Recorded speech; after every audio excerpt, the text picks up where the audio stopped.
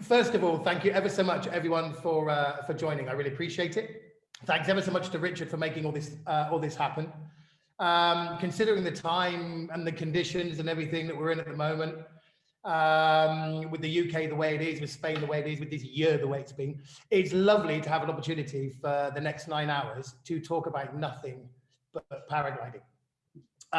So I really appreciate you joining me. As I'm sure you know, the idea of this chat this evening is to have a little chat about the subject of SIV and the subject of flying safety.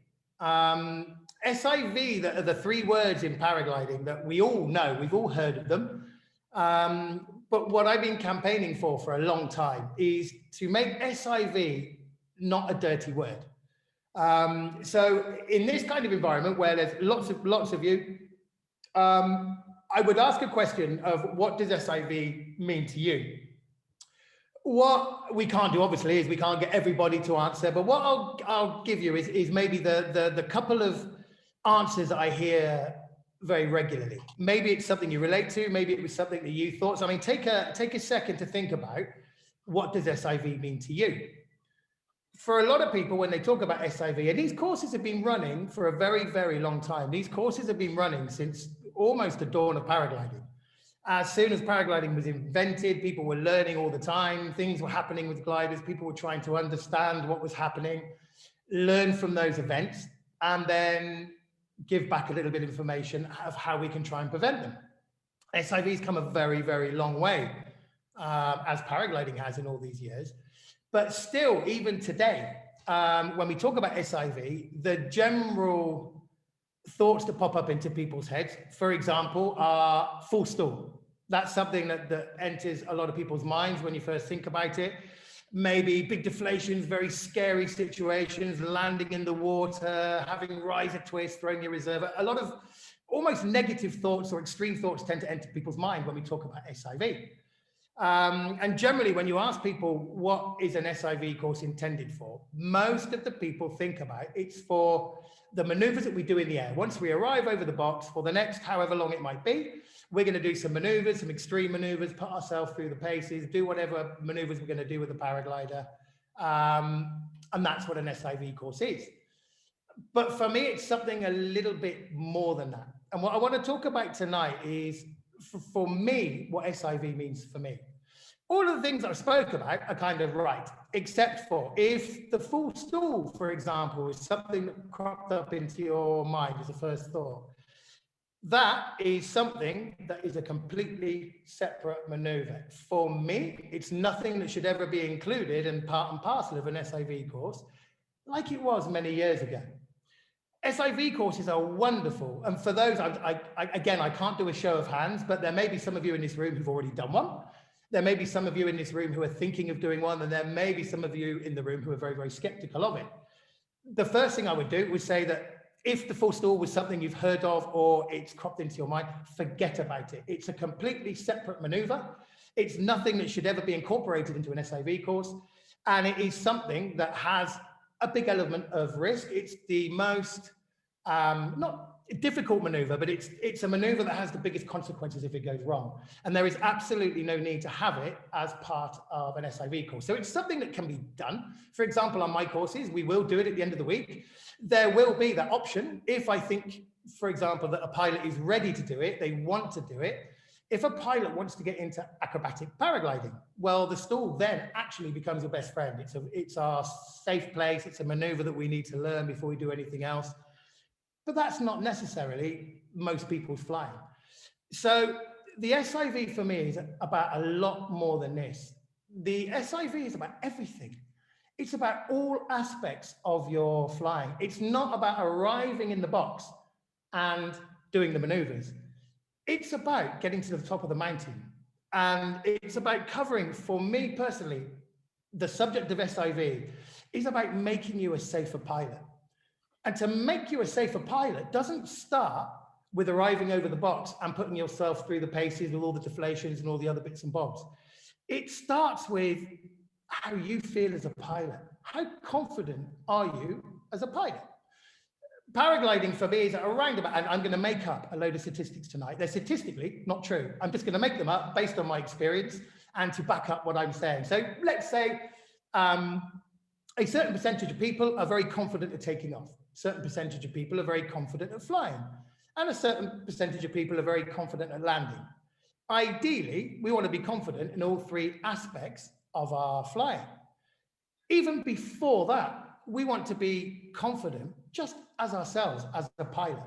And that starts for me from knowing your kit, being really confident with your kit. Paragliding is 93.87%, which is a completely made up statistic, a mindset.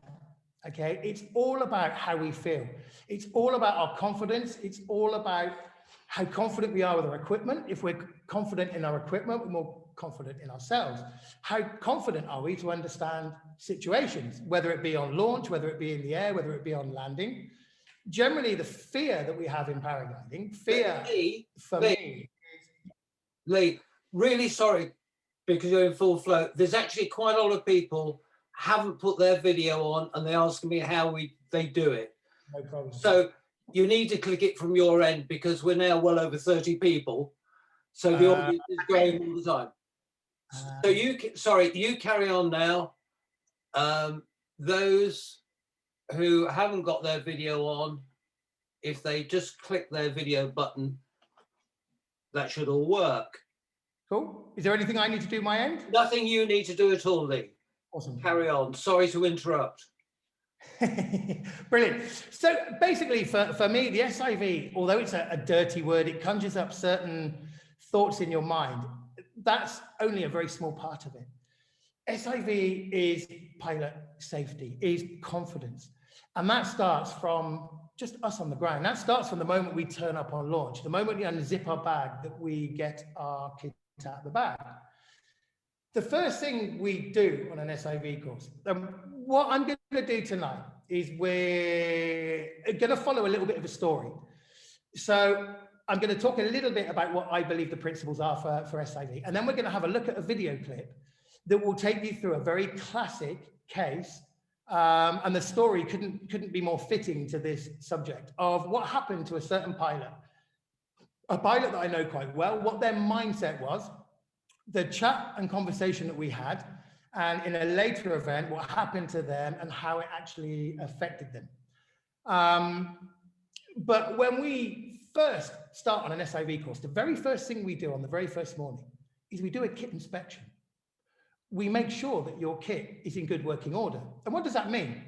It means things like making sure that your speed bar is fully operational. And I just mean from sitting in your harness, pushing the speed bar on, that when we push it on all the way to legs extended, that we have those little runners that come all the way down and that they're even on both sides, that we have the full speed range available and that it's even. Many times on kit checks, and you know, we are dealing with mechanical kit, and something I'm going to talk about a lot tonight is the problems that can occur from dealing with mechanical kit. We have our bag shoved under the stairs, we put it in buses, on planes, things are jammed on top of it, the kit's moving around inside, and our kit is made up of mechanical parts. And over time, things can change, things can come loose, things can come undone, things can wear. So we do a kit inspection at the beginning of every course, and we ask the pilots to check their speed bar to make sure that, as I said, that we've got the full range of our speed bar. Speed bar is something that is an interesting topic in itself, but what we basically want it for is if we're flying cross country, for example, depending on what glider we're flying, it may have some performance benefits. It may help us get to the next climb quicker. For the majority of us, for a lot of us who are flying in the UK, we're dealing with wind. If the conditions deteriorate, if the wind on our ridge picks up, we need to make sure that we can push away from that situation. Quite often we find speed bars and knots and lines and things that have changed shape, that have shrunk, whatever it might be. And when we ask people to put their speed bar on, either they've not got the full range of it or it's very asymmetrical. Now, an asymmetrical speed bar is actually quite a dangerous situation to be in for reasons that I'll show you and I'll explain a little bit later. But these kind of checks are the things that if we can get it right on the ground, we're already making ourselves a safer pilot. And we're already feeling a little bit more confident that we're taking charge of our kit. I'll ask people to check the little malleons that go between your risers and the lines of your glider. Everyone has these little triangular malleons. They have a small screw gate. Those screw gates aren't particularly strong. we can be in a situation where if you over tighten them, you can actually strip the thread and what have you. They are all also a mechanical part. They can come loose. Again, I can't do a show of hands or shout out, but how many of you regularly, you know, I'm not talking about every fly, but every now and again do a periodic inspection of your triangular mullions, just to make sure that that screw gate hasn't been dislodged, hasn't come undone. I've come across many situations, and I've been flying now for 15 years, and kit inspections was something that we started only doing on the SIV course. And then myself and Akis, my instructor, were mortified at the amount of problems that we found. And we started making this joke that, right, we have a group of 10 pilots. I will almost guarantee that when we do a kit inspection, we're going to find something. So we check the triangular mullions. We make sure they're done up nicely. We check our speed bar, easy peasy. How many people would be confident if I was to grab your red handle on your harness, pop your reserve out? I'm not talking about getting it right out, but just popping it out in its bag, laying it on the ground. How confident are you at putting it back in? If you're confident of being able to put your reserve back into your harness, it means you're confident of being able to take it out, have a look at the mullion that connects your bridles, having a look at the system where your bridles go up to your shoulder straps, that the carabiners or whatever connection you have up there are done up nicely. The problem I find with many pilots is we don't have the confidence in our kit. We send it away once a year, we get it repacked, it comes back, thank you very much, and we go flying. And we trust that I paid this money to whatever company, whoever it was, and my kit's fine. Do you know? Or that starts with our mindset immediately to kind of go, well, I'm not confident enough in my kit. I'll send it away to someone. There's many people out there more confident than me. And already we're fighting a little bit of a losing battle with our mindset and our confidence.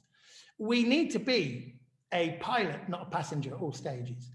To be a pilot means we need to be in charge of all our kit. So you imagine the next time you get on your EasyJet flight, the captain gets on and says, well, welcome, ladies and gentlemen. Really flown this one before, so I'm gonna there's a couple of wings here and I can see some wheels and there's a fair few switches. Give us a moment, I'm going to press a few, let me know what happens. It wouldn't fill you with much confidence. And yet when you clip into your glider, for me, you are the captain of that aircraft. It's really important to be super confident, to know that every now and again I can pop my reserve out, to make sure that my mullion's done up tight, to not have to rely on other people to sort your kit out for you, to send it back to you, to say, hey, it's all fine, Lee. What we've found in our kit inspections is we've found on multiple occasions over many years, kit hasn't been right. That's been sent away to someone else, wherever it may be. And, you know, I deal with pilots from across Europe, so I have quite a big area that I see things coming back from. I've seen people who think they've been flying with very good, sorted, safe kit, when actually their bridle hasn't been connected to the carabiner. We had a case where only one bridle strap at the top was connected. The other one, they'd forgotten to connect. The gate was open. It was almost like they were about to do it, and then the kettle boiled, you know. But the pilot who paid for that service and had the glider back has no clue. And he's flying around in the confidence of, oh, my kit is fine. I send it away every year to have it checked, that kind of thing. If you can look at your kit and say, I'm super confident with that, I know everything's connected, you start your flight in a good mindset. SIV also is about launching. How do we launch? Do we have a good technique? How do we start our flight? Because if you start your flight confidently, the rest of your flight is going to go a little bit more confidently. If you take off 3 times out of 5, get dragged through the bush, through the family of 5, the barbecue, trip over the dog, and get dragged off the hill, hey, there's another one we got away with. You know, it's not a great way to start your flight. So we look at launching. Can you reverse launch? Can you forward launch? You know, and the thing on an SIV course for us is we're not there to judge you. We're there to help. Some people get quite nervous going, oh, okay, you know, I'm fairly good at my launching. I fly at my local site, but I turn up in Turkey, for example, where we do our SIV courses, and I've got this funny fellow with a beard here, and I've got this funny Greek fellow, which is my instructor that I work with. I don't know you guys. I'm starting already to feel a bit nervous, not about the maneuvers. I've got to get my glider off the hill in a slightly strange place. I'm very nervous anyway about the maneuvers that I'm doing. I'm trying to think of that, all of that type of stuff. So it's about finding a good technique, showing you a good way that you can launch depending on what conditions we have. Can we forward launch? You know, in the UK, if we're forward launching from a ridge, we're not having the best of days because we generally ridge stop. So UK pilots tend to be quite good at reverse launching, but not so good at the forward launching. However, if you're a pilot that's prepared to travel, so we run a trip, sadly it's not going to happen next year, but we run a trip to Colombia. Now, Colombia for us is an amazing place to fly, but it doesn't have a lot of wind. So you can be on, and a lot of UK pilots will be on launch, waiting for an 8-mile-an-hour magical breeze that they have to pull their glider up.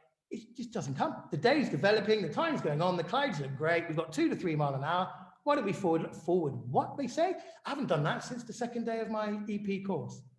So it's about reminding you to practice both skills, to have every skill and every tool in your box ready for you to use. And that starts on launch. Be confident at forward launching. You know, if you go ground handling, the wind's a bit light, throw in a few forward launches.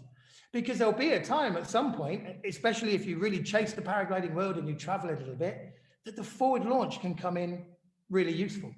And it's good to be confident, because if you're suddenly thinking, oh my God, you know, you're stressing about launch, you're not thinking about the flight ahead. You're not thinking where your first thermal is going to be. You're not thinking about how you're going to use it there. You're just praying that you get off launch in one piece.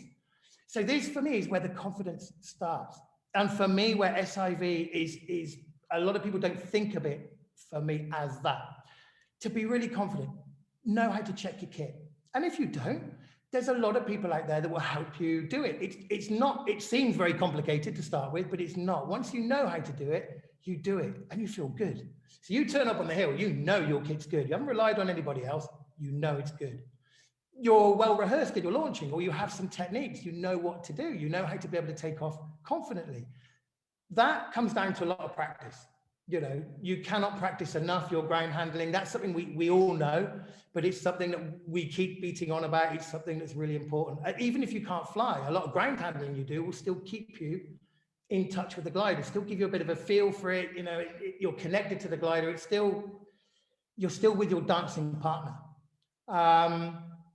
So if already you start to think, well, actually, crikey, Mikey, if you came to around my house now and you pulled my reserve out and put it on the floor, I actually wouldn't know how to put it back in. That's fine.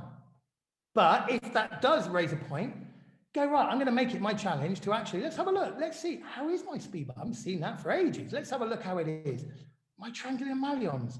Let's have a little look. And I guarantee out of all of you now, someone will probably find one that might be loose, maybe a speed bar that's a little bit asymmetrical, or maybe an issue with the reserve, with the malleon, the gate being loose, whatever it might be.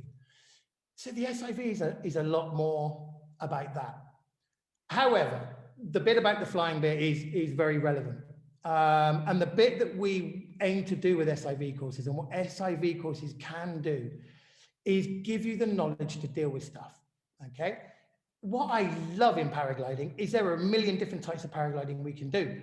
I love a little bit of thermic flying, a little bit of cross country. Having had 15 years experience, I don't mind throwing myself up there in the rough stuff. I quite enjoy it now. I quite like the challenge.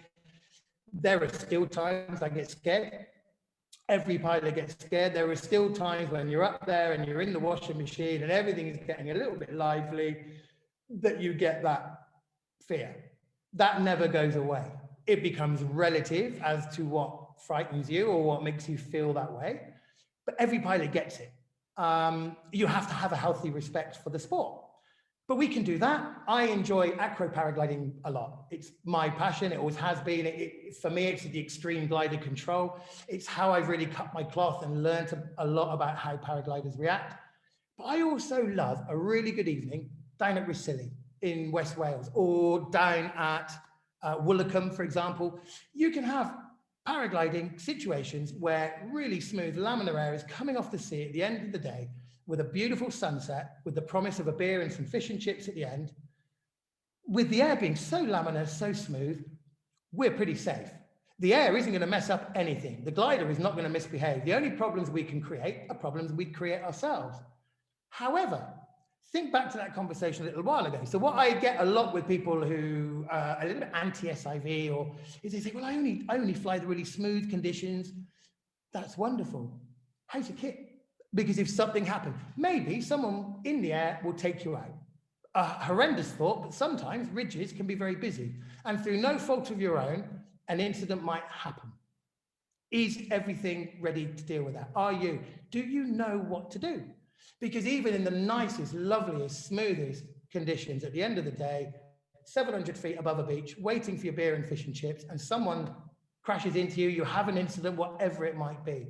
Do we know how to deal with it? So no matter what flying you do, whether you put yourself into the acrobatic world, the cross country, the thermic world, whatever it might be, just ridge soaring in the evening, there is a part that SIV has to play in keeping you safe. For me, when I get pilots on an SIV course, it isn't all about how you deal with deflation situations. It's about how you fly your glider.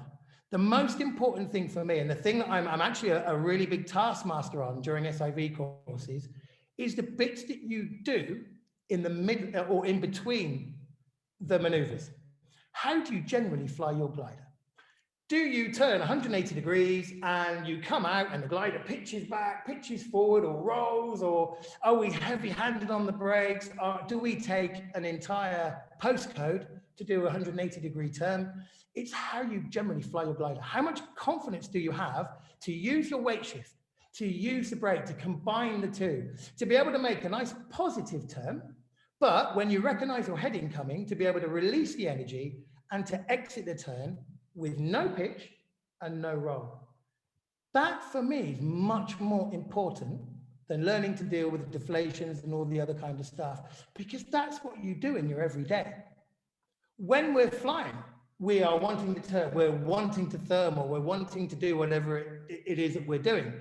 We need to be confident in how we move our glider. We need to be managing our energy. We need to be understanding that we need to keep the glider above our head. We don't want it pitching forward and back to roll around. We want to make it nice and smooth. And what I say to pilots is, I want you to take some pride in your flying. And I give people a lot of heading changes, right? Out to sea, towards the beach, over here, over there.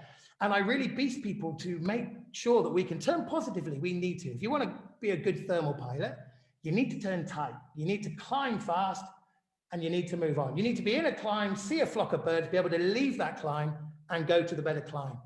But to be able to do that means we need to be in constant control of the energy of our glider in a normal flying situation.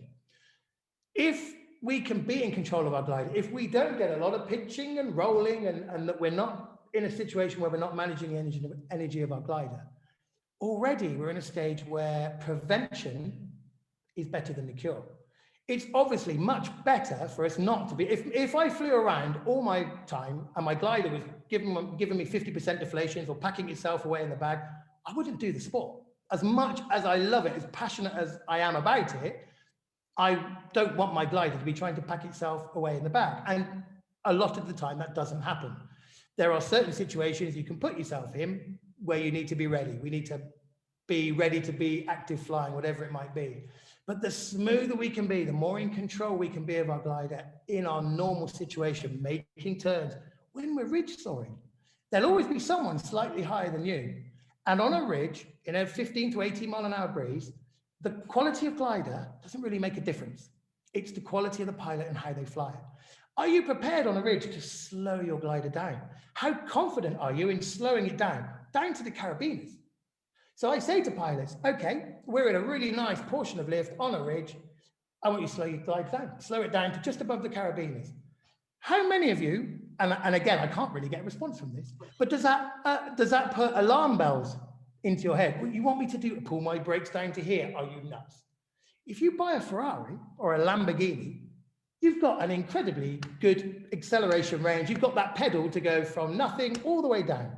Your gliders have a big range of control that a lot of pilots are very intimidated about using, because we are taught in our EPCP, do not pull too much brake because the thing will fall out of the sky. And as instructors, and having been one of those instructors, you are very keen for the student not to pull too much brake until they're landing.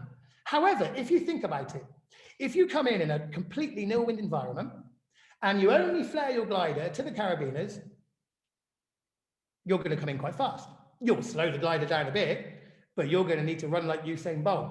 What we do in a very light wind is we pull our brakes all the way down to our bum, and we have about another 3 seconds for the glider to round out, to lose its energy, to convert all that speed to lift, for us to land before the glider actually drops down. So we have a green zone and a red zone. The green zone would be hands all the way up to taking up a bit of tension down to the carabiners. On any glider I've flown in serviceable condition, my acro glider, my paramotor, my tandem, my serial wing, we've got a usable range all the way down to the carabiners and back up, okay? That has multiple benefits. In lift, we can slow the glider down. The slower we fly through lifting air, the more height we gain. In sync, we ease our hands up. The faster we fly through sync, the less height we lose. In really rough air, okay, when it's all kicking off, we can pull our brakes down to the carabiners, okay? That has a huge effect in keeping our gliders solid and open. Again, we don't have confidence in doing that because we're already worried about the stall. Well, we know in this example, the stall is another half of the brake range down, okay? So we don't have to worry about that right now. What it does by pulling the brakes down is it moves our glider backwards. It puts our weight forward. The important thing on a glider is to have a really solid leading edge, okay? So to do that, the glider can never pivot around, we can never pivot around the glider. The glider can only pivot around us. Push the speed bar on, goes a bit forward. Pull our brakes on, goes back, okay? It's a thing called center of pressure. It's all about a balance of forces and where our weight is. But in really rough, turbulent air, if we have the confidence to bring our brakes down, to tilt the glider back, and at this point, on an XE flight, I'm not that worried about my performance. I'm worried about getting through this patch of really rough, turbulent air safely so that I can regain then my flight, I can carry on, I can do whatever. At this point, I am just worried about keeping my glider open. So I can pull my brakes down to the top of the carabiner. The brakes are connected to the back, the top and bottom surface squeeze together. We've got this much air going into this much space.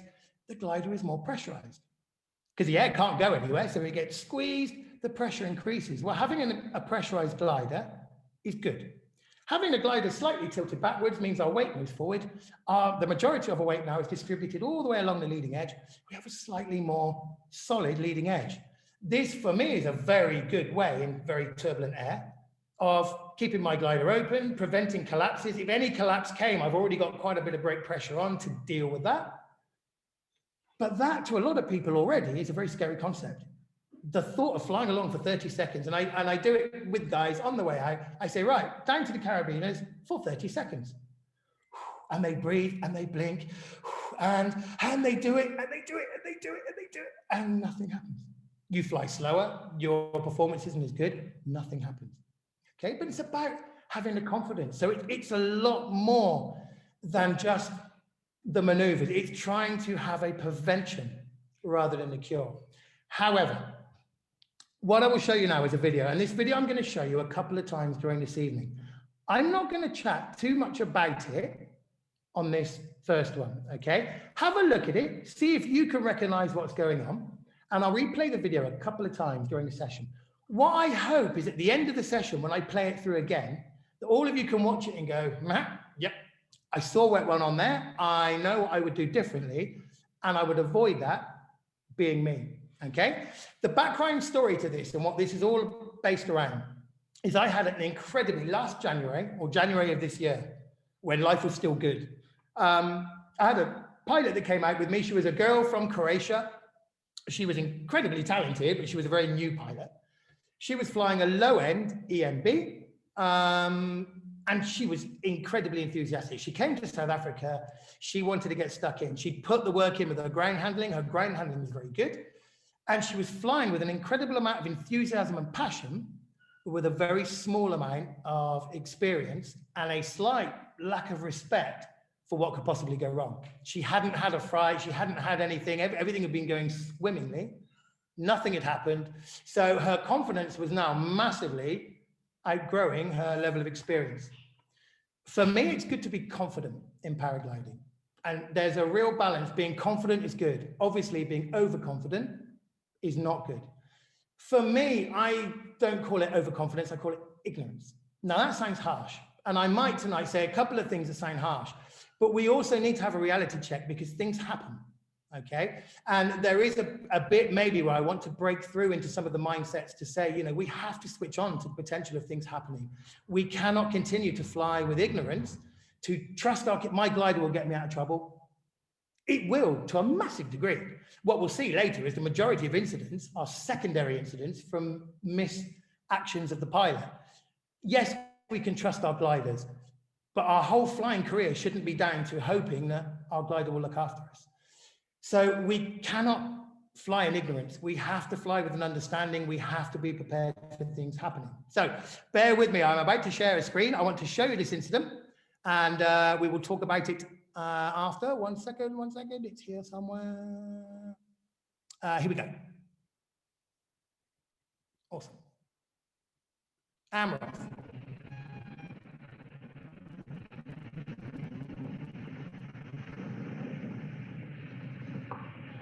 All good so far.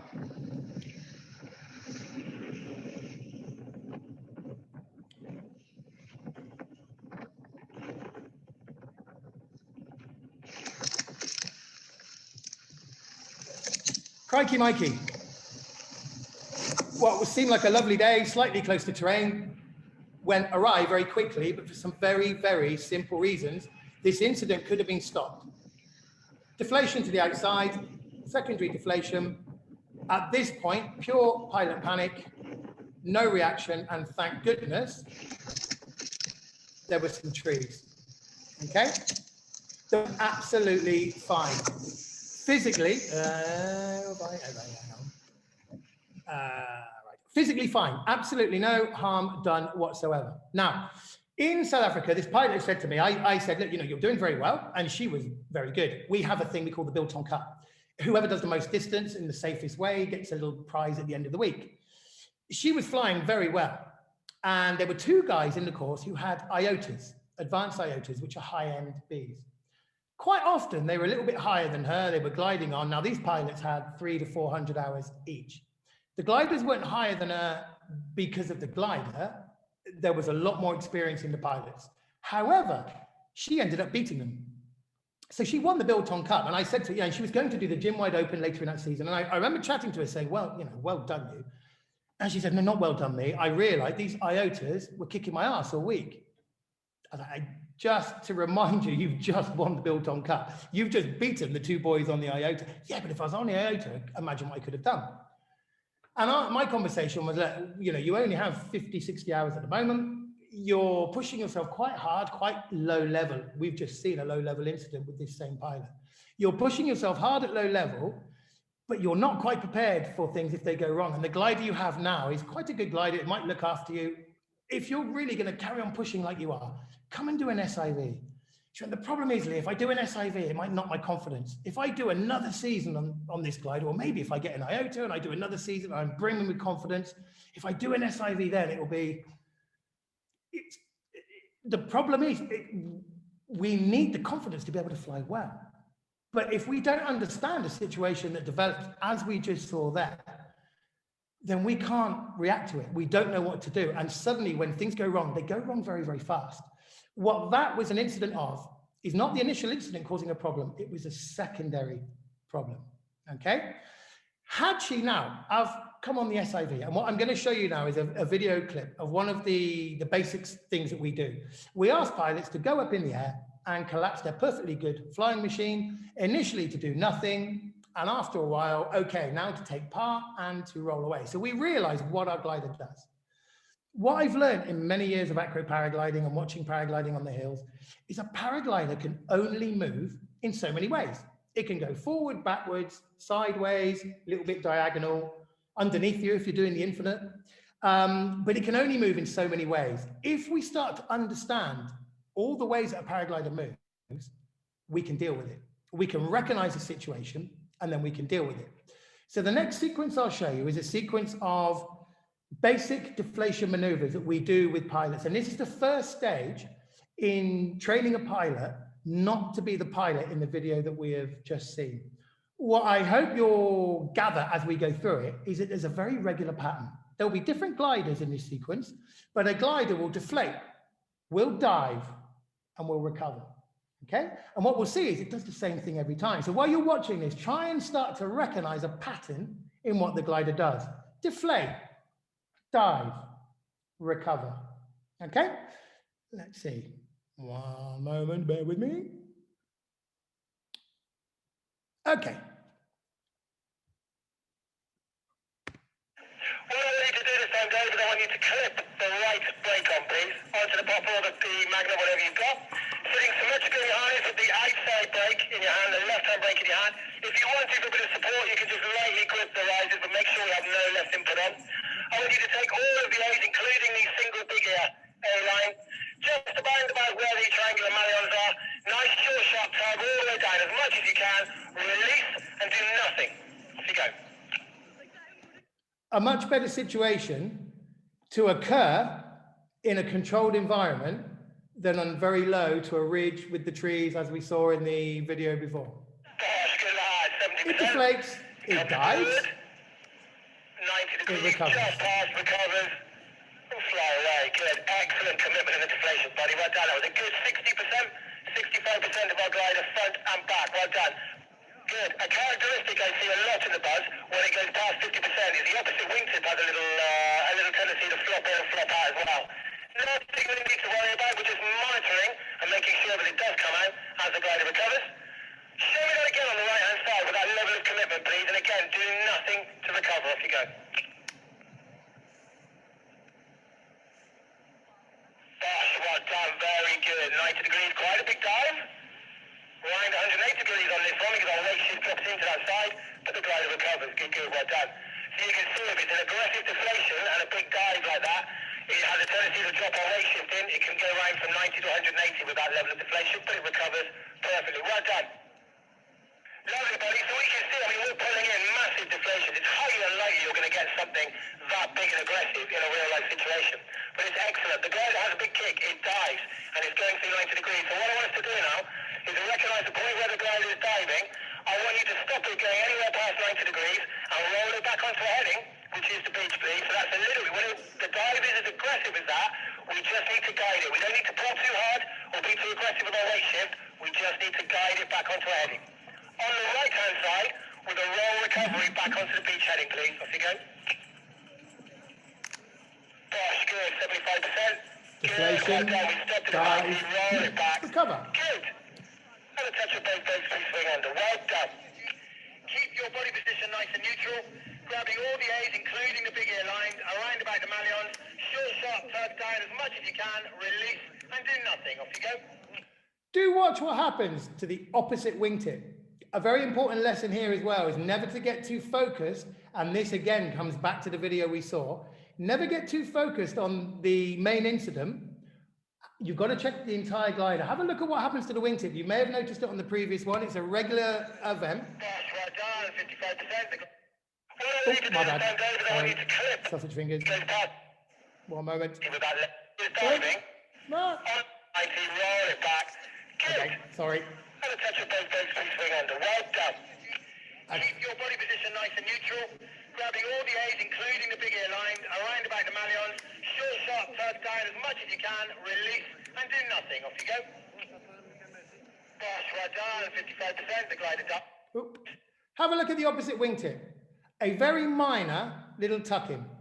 When the deflation comes in, it creates a shock wave through the glider. So that shock wave travels through the glider to the other side of the glider, like waves hitting the side of a swimming pool. It's going to bosh the side and come back. It creates a little area of low pressure, and sometimes it can draw the opposite wingtip in. When we watch the initial video back later, it's this that causes the pilot the initial problem. Okay, so we need to be watching the whole span of the glider while this is taking place, if this is taking place with us. And what you'll see is this happens a few times. It comes back over our head. Good, well done. We always get a little wingtip flutter in and out on the outside wingtip.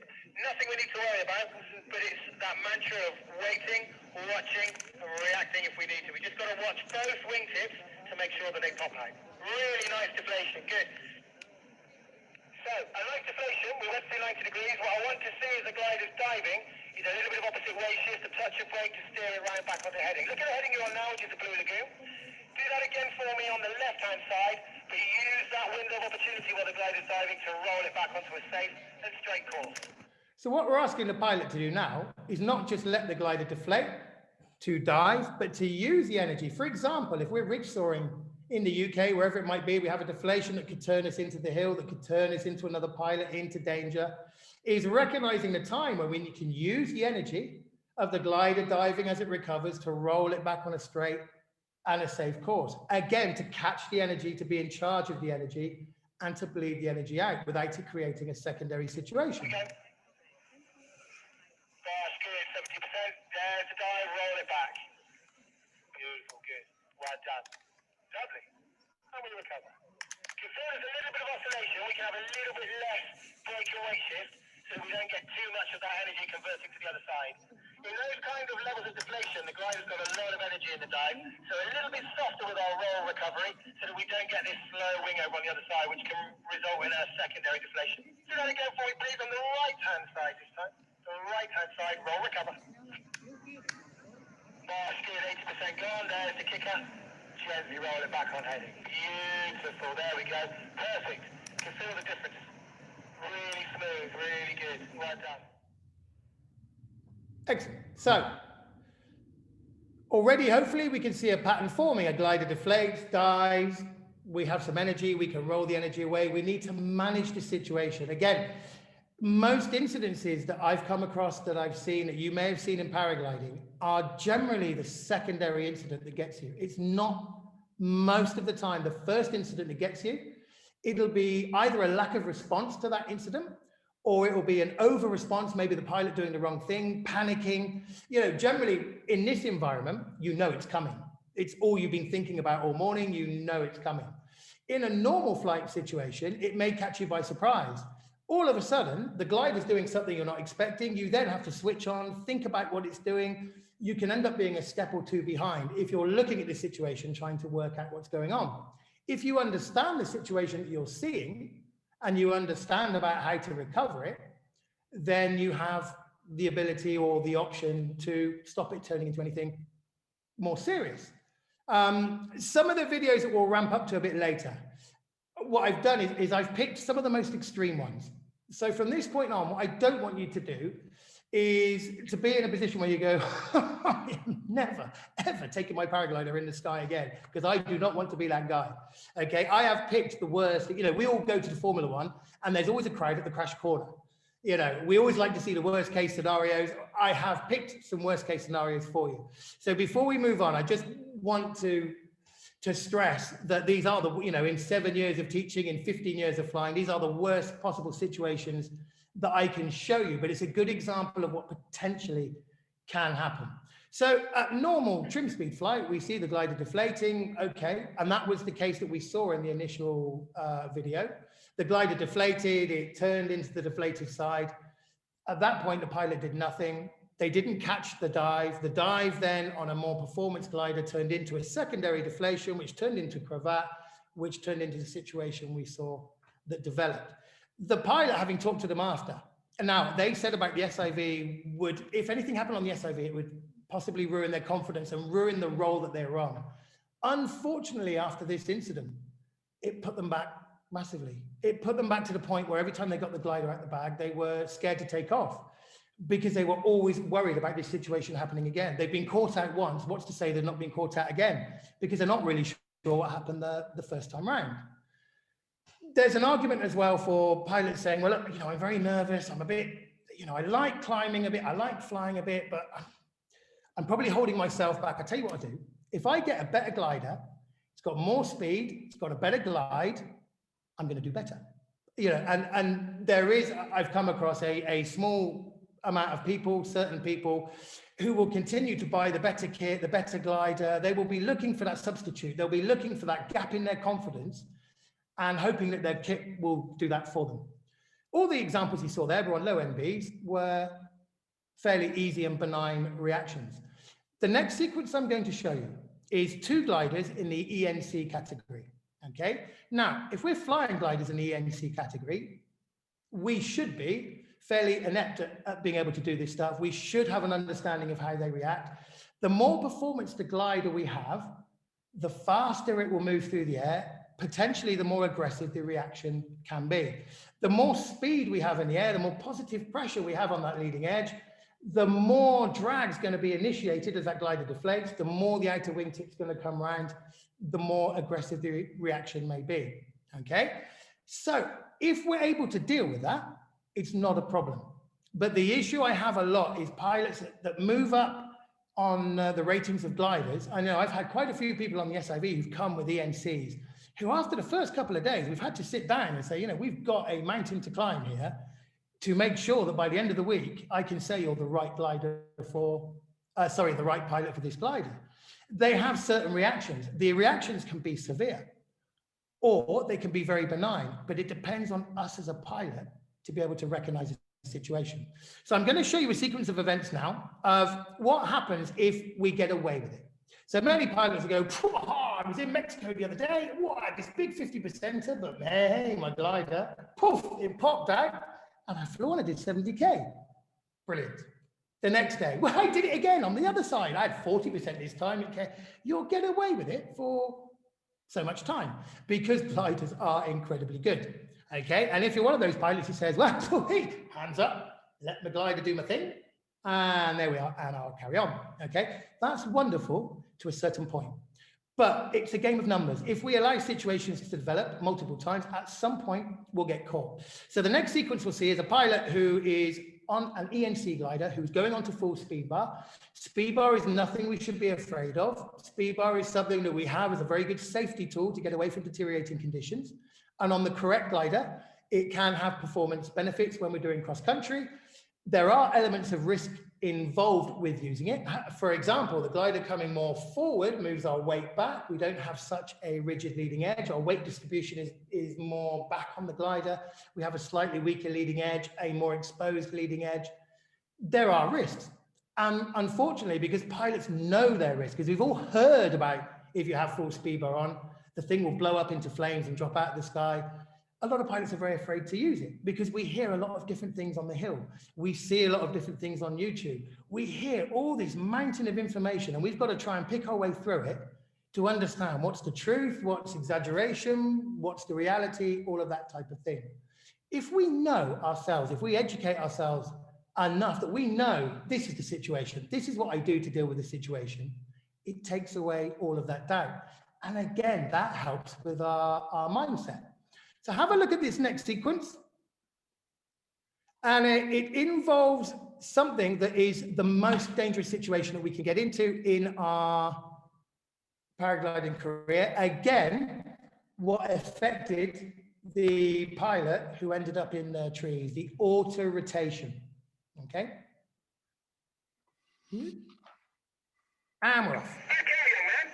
What I'd like you to do this time, please, is keep the brake in your hand. We're going to accelerate the glider to full speed. I'd like a right hand asymmetric deflation. Okay, remember to release the deflation, release the bar. Initially do nothing, please. Off we go. That's good. Let down, right. And recover. Remember to get those feet in. Check our wingtips. Stabilize, far away. Good.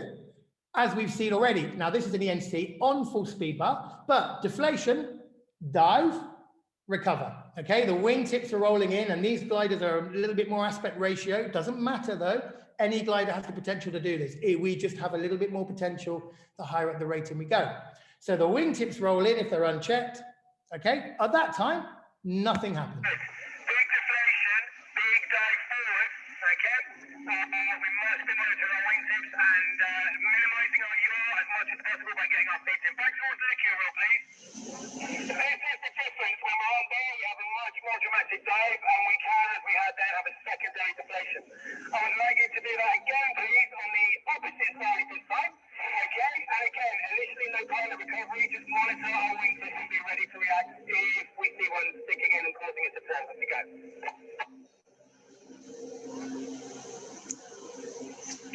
Bosh, good deflation, a lot of drag. The outer wingtip's going to come speeding round. It's going to dive. Opposite wingtip. Okay? Opposite wingtip is now rolling in because the glider's been unchecked. It's come forward. It's lost its line tension. It's lost its airspeed. The shock wave was traveling through the glider, a whole combination of things ends up in the opposite side of the glider, becoming a problem. Now, it's getting out of control, okay? The pilot at this point doesn't see it as a particularly big issue. It's a small cravat. So rather than controlling the glider, he is pumping out the deflation. And in the chat we had after this, the reason he went around so many times, he's like, well, let's get that deflation out. Let's have a little pump on the brow. I'm ringing the dinger bell. Let's get that, a little bit of pressure on the brake. And in the meantime,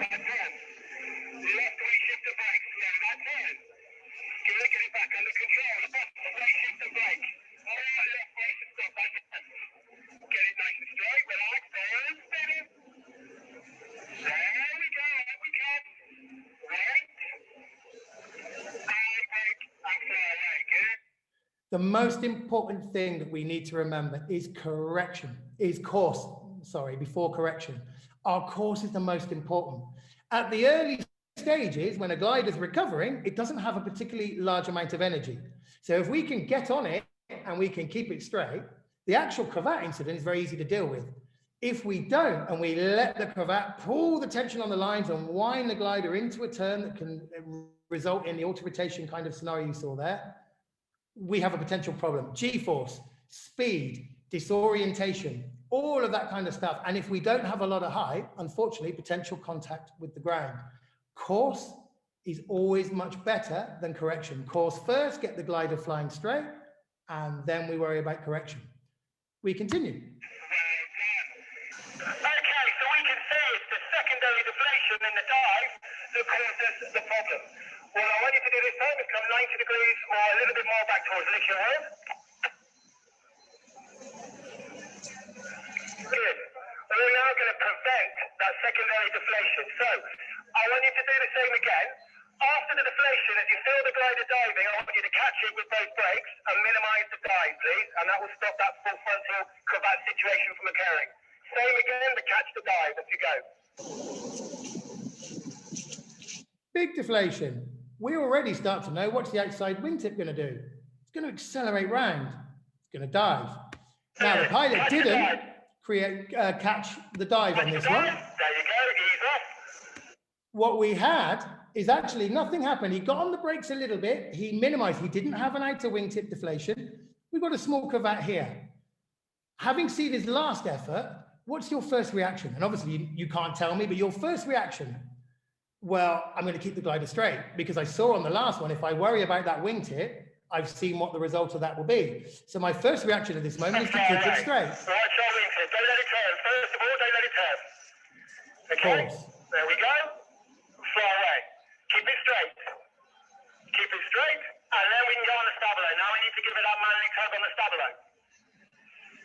If it doesn't come out first time, give it a wrap around your hand. But remember to keep it straight.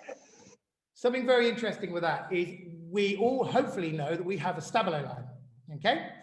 On modern gliders, sometimes now our stabilo line is on the C's. The majority of gliders, especially in the previous models of gliders, it was on the B's. It should be a different colored line. And it's the line that goes up to the very tip of your wing that entertainingly on CP courses, some students think is the big ear line, okay? I hope you all know where your stabilo line is. We know it's kind of to get cravats out, okay? And cravats don't only happen from this situation in flight. Cravats can happen when we take off from launch. We have a twig in our line, a knot in our line, whatever it might be. We can take off from the hill with a situation of cravat. And I've seen pilots have to fight their glider all the way to the landing field, firstly, sacrificing a flight, and secondly, putting themselves in quite a vulnerable position until they get their feet back on the ground because they weren't confident in how we use our stabilo line. That sounds silly, but if I ask, and again, I ask you, I obviously can't get a response, but if I was to ask you, how would you use your stabilo line? Most people would say, you reach up, you grab it, you give it a tug. Sometimes that will work if it's a small cravat. What do you do if it doesn't? So you've reached up, okay, and at this moment, you're feeling confident. I've kept my glider straight. Well done, me. I've got a little cravat, no problem. I know where my stabilo line is. Our confidence is high at this point. We're doing everything in the correct way. I'm pulling on my stabilo, but it's not releasing. What do? I try the brake. Generally, the brake doesn't help you if you have a cravated situation. we take a wrap of the stabilo around our hand. For a lot of people, they go, you do what? You take a wrap of the stabilo around your hand and you give it another pull. If that doesn't work, you take another wrap of the stabilo around your hand. And this, for a lot of pilots, is something that they've never thought about you were able to do. And pilots have given the stabilo a pull, it's not working, again, because they're not in a position where they're very confident as a pilot under the glider. They're not quite sure of the situation. They're not quite sure what to do because it's not been rehearsed.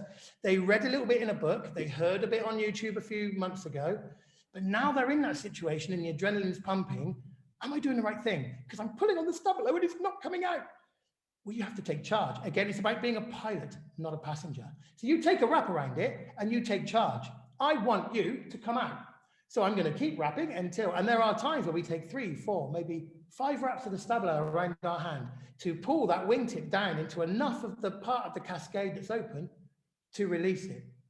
But it's having the confidence to do that. It's being in charge and saying, hang on, I want you to come out. So I'm going to take this and another wrap and give it, we're not ringing a dinner bell, we're giving it a proper pump, okay? But this situation is something, this pilot, for example, look, he never ever thought about the prospect of being able to take a few wraps around the stabilo line to keep working with it. Does any harm happen? No, it can only benefit you, okay? And he manages to clear the cravat. Really good. Wrap it around your hand, wrap it around your hand again. Really good hard target. Nearly there, and it's out. There we go. It took 3 wraps around the hand to sort that. This one is another example of an ENC glider. Initially, that wasn't caught in the dive, and then that was. And you can see, if we take a little bit of control over the glider, how much better the situation evolves and how much easier it is and what a non-event it is to fly away from. This is a Sigma 10.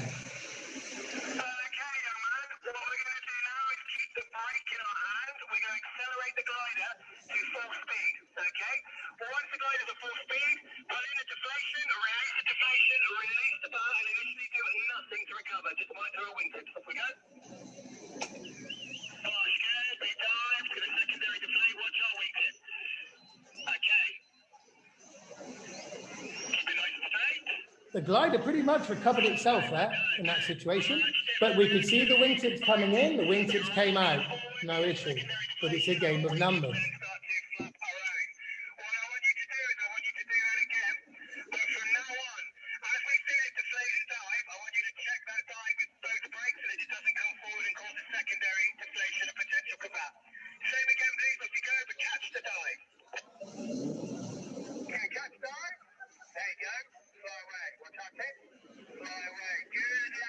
A much happier reaction. Deflate, catch, fly away.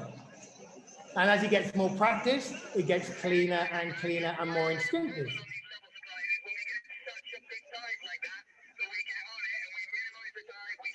No secondary issue.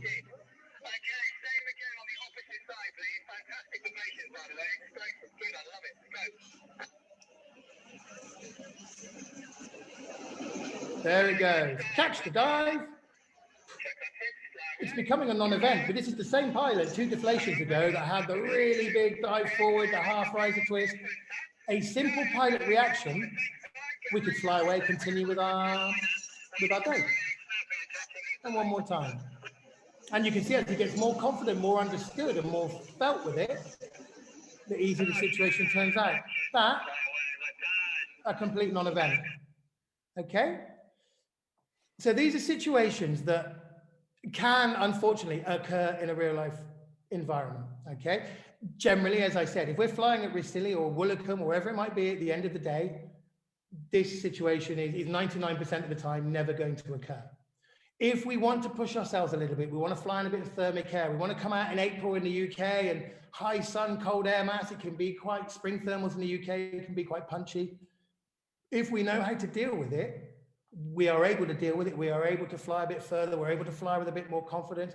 It's some very simple steps, but it makes a huge difference in us being able to fly confidently, being able to deal with the situation, dust ourselves off, have a word with ourselves about our active flying. Maybe I should have caught it a bit earlier, felt some brake pressure. Did I have my hands off the brakes while I was on full bar, scratching my bum or picking my nose?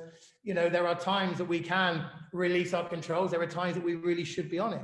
But if something happens, Can we deal with it? And then can we make it look as nice and easy as we did? And again, I'm using ENC gliders there. All gliders are capable of getting us into trouble, okay? If we allow things to continually repeat themselves. We are doing all of this in really smooth air, and the pilot knows it's coming. It's a different scenario when we're dealing with thermic, sinky, lifting, turbulent air, okay? So that's half of the SIV course. It's about dealing with that kind of thing, being confident, dealing with our glider in any situation. I have confidence going, actually, my glider doesn't really do a lot. Sometimes on the Monday morning, which is deflation day, pilots have the look on their face like they're lining up for execution. In the evening briefing, the majority of the time, the most of them are absolutely buzzing. And some of them are a little bit disappointed. They built this thing up in their mind over years of flying, whatever it might be, that when my glider deflates, it's going to be flames, smoke, and all sorts. And actually, the majority of the time, and I joke that my job every year gets easier because the technology of the gliders gets so good that it's actually quite difficult to get them to misbehave. I have to conjure up tricks with gliders to get them to misbehave. So if we can get really comfortable at that, in a safe environment, get confidence with that, we have confidence when we take our glider out into thermic air. We have confidence with our active flying. We have confidence to pull it down to the carabiners when it's getting really rough, to keep the glider solid, and as it may be. There are many other parts, though.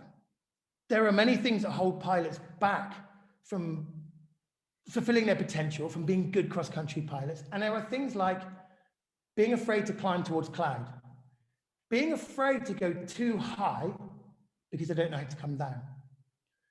A really important tool to have in your box is not only to be able to fly your glider nicely, to take pride in your flying, to be able to deal with situations, manage the energy, break the dive. It's about having confidence that no matter what situation I'm in, I can also get down. So, Lee, yes.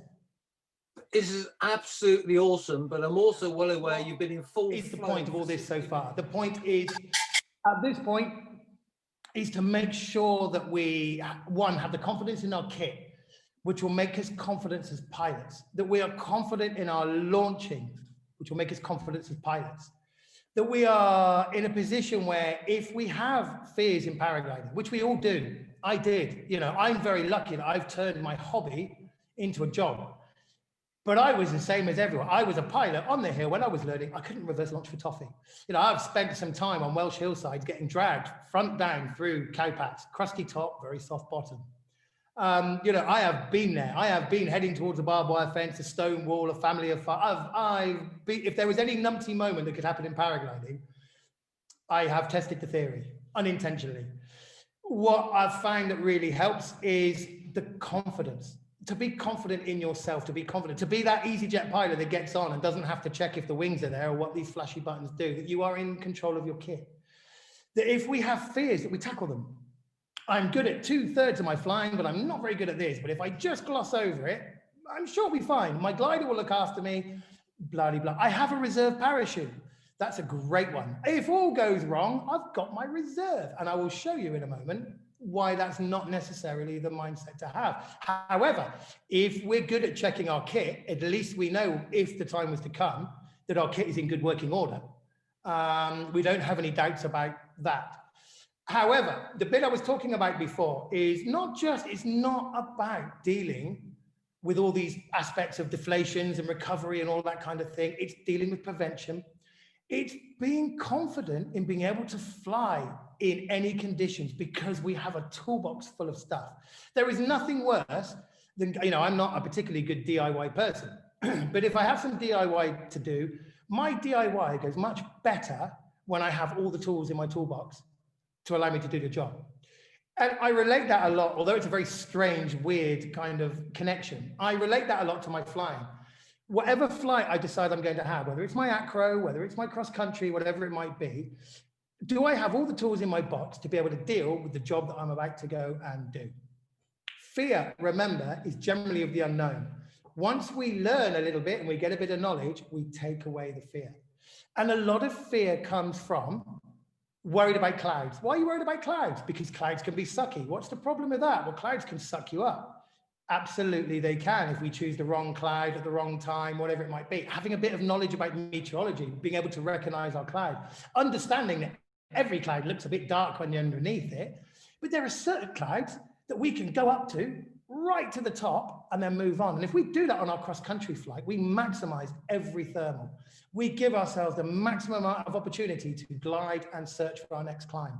If we're worried about getting high because we don't know how to get down, it's an issue. I have many pilots who come on trips with me all over the world who, and on my booking form, I have a bit at the bottom, the personal goals box for the week. And some pilots, but I want to do 50K, I want to do 80K, I want to do my 100K. The 100K seems to be the holy grail for many pilots. Pilots obsess about it. Pilots do 99.7K and they're disappointed with the flight because they were 0.3 of a K away from the 100. It seems to be this thing in pilots' minds. That's great. But if you want to do 100K, first of all, you need the stamina, you need the air time, you need to be able to physically be able to keep yourself in the air for 4 or 5 hours, however long it might be. That takes a little bit of physical and mental energy. If we're flying really nervous and really tense all the time, we're going to be knackered. Within an hour and a half, we're physically drained, we're mentally drained. We can only concentrate on a subject really for about 20 minutes. We then need to have a little break.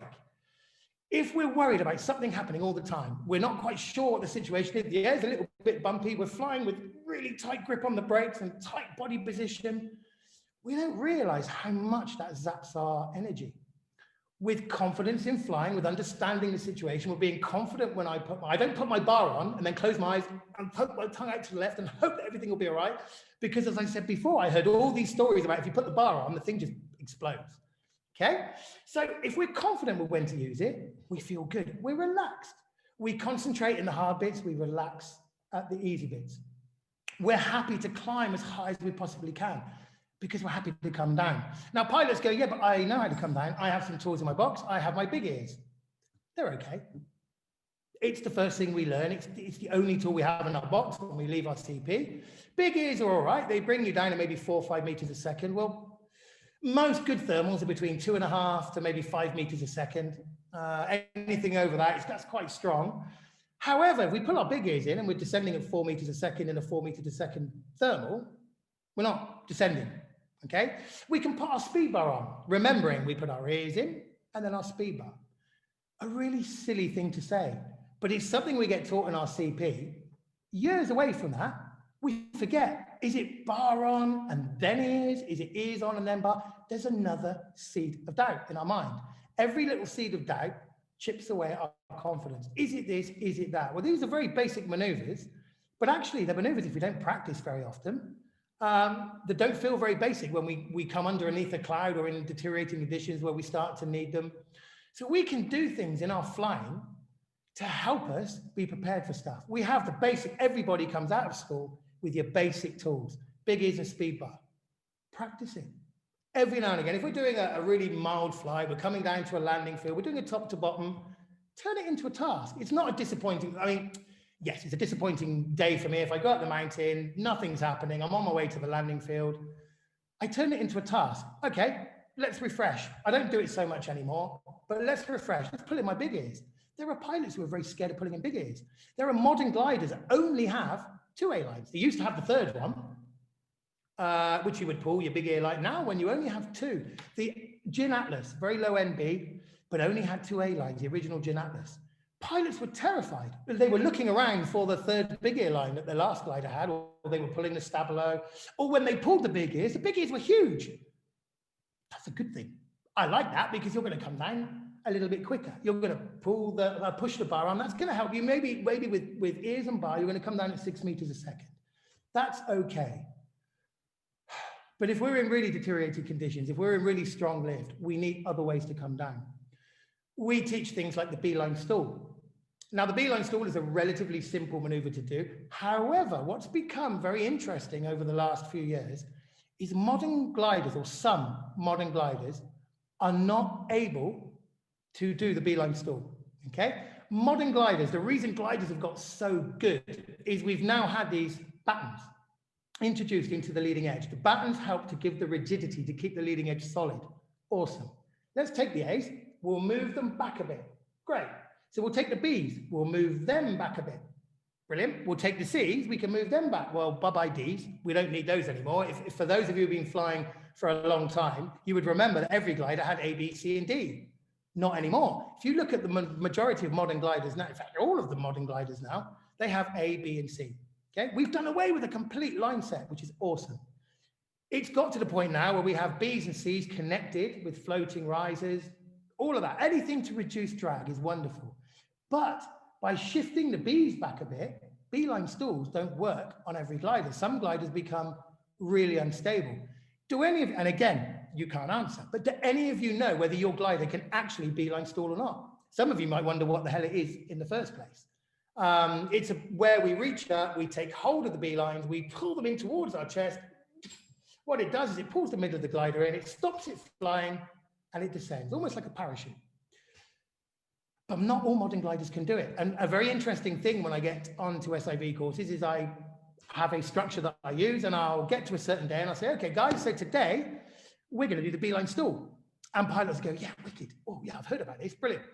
And I say, you know, are you aware of whether your glider can beeline stall or not? And they go, I mean, myself included, whoever reads the manual of your glider, when you get a new glider, you unpack it, it's lovely, it's shiny, you get the cellophane off. There's that huge Bible-looking type of manual that goes. Then there's the stickers and there's all the other bits. Then we go out and fly. Do we ever really look? Do we look at the test report of our glider? Do we know our ENC might be an ENC, but it might only be an ENC for a couple of maneuvers. It might be an EMB for a fair few maneuvers. What surprises pilots is sometimes some of the maneuvers can be an A, okay? So it's very ambiguous. We've got ENA, low-end EMB, mid-level EMB, high EMB, ENC, EN mid-C, triple C, crikey Mikey, I've struggled to keep up with it myself, okay? So what I do when I look to buy another glider, I fly currently at the moment the Jim Bonanza. It's an ENC glider. I love it. It's easy to launch. It's super safe in the air. It's a wonderful C. It's very benign unless you really, really push it. It's like a pussycat. You can stroke the belly for a certain amount of time before the claws come out. So with every level of glider, if you push them to a certain point, the claws will come out. But do you know what your glider's rated for? A lot of gliders are rated for spiral dive behavior, maybe behavior on full bar, but actually away from that, they're very benign, very easy gliders. Some gliders can beeline stall, some gliders can't. If we know these things, we can then be selective about the tools that we have in our box. If we can't beeline stall, okay, all we've got at the moment then is big ears and speed bar. Big ears used to be a thing. Pull the big ear line and the next one in. So you're only left with the very central A line. You pull about 30–40% on either side. Unfortunately, again, on modern gliders with the A's being moved back, gliders bend like a boomerang and they become very unstable. So that's another technique now that on most modern gliders is gone. So how else do we come down? Everyone's heard of a spiral dive. I enjoy a spiral dive. I like sticking my nose down towards the floor, my cheeks wobbling, my ears flapping, my hair being all the way. It's the only time I can ever see because it blows my hair back over my forehead. I enjoy a bit of G-force and speed, but not everyone does. Not everybody is physically and mentally capable of dealing with 4G, 3 to 4G that you can achieve with a spiral dive. And you don't necessarily need to come down at 18 to 20 meters a second, okay? You might need to be able to come down at 7 meters a second, 8 meters a second. In a really extreme case, that's only a quarter to a half spiral dive. But do you know how to do it? And what pilots tend to do is they go, yeah, well, I've heard of the spiral dive. I know what you do. If you lean left and you pull left, so about your carabiners and you do nothing in the first rotation, the glider will get faster and it winds itself into the corkscrew. And it's all fun and games to begin with. But if you've never done one before, you just wait until the glider feels like it catches fire. The rocket goes off behind you. The speed comes on. The G-force comes on. Your awareness of your position in the ground completely goes because all you're seeing now is a swirling mess. And suddenly you've got a lot of energy. What I've found is a lot of pilots will kind of go, yeah, SIV this, SIV that. My glider looks after me. I fly very well. My rapid descent technique, if I needed to, I'd spiral. Is that right? So when they come to do it, not appreciating the amount of speed and G-force they have, and again, being able to deal with a bit of G-force and speed, which we can learn with the spiral dive, not going from trim flight down to nose down to 18, 20 meters a second with your cheeks flapping, being able to control it, being able to use the outside brake to put it at an angle that you are happy with, a descent rate that you are happy with, a descent rate that you are physically and mentally able to cope with, okay?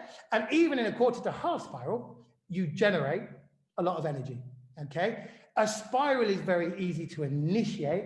It's incredibly difficult to deal with, to bleed out the energy, because if you have a lot of energy with the glider, the energy has to go somewhere. How do you deal with it? Now, the next clip I'm going to show you is exciting. I was going to use the word horrendous then. You'll probably come up with that yourself. I'm going to call it exciting. It's a great example of what happens if we're not disciplined or we don't know how to deal with the spiral dive. So a pilot, during the course, got very nervous with G-force and speed, wanted to take it nose down and wanted to learn how to bleed it out, but would always panic at that point, and he was a big guy and he would always overcorrect. And the consequences of doing that, of generating this energy, can potentially be quite severe. Here we go. Once you're happy that you're clear of traffic, show me a spiral dive, please, and a surge out recovery. Off we go. Well done, good. By the way, this is on an EMB Buzz Z5, okay? A low-end glider. Now, many people say, yeah, Lee, if I'm on an A or a low MB, nothing can happen. They're bulletproof. Nothing can happen. Now squeeze on a bit more brake, bit more weight shift. Now comes the speed, now comes the energy. The glider is building energy. Lovely. I'll recover. All the weight and brake goes to the opposite side in panic. Brake. Watch our wing tip, Peter.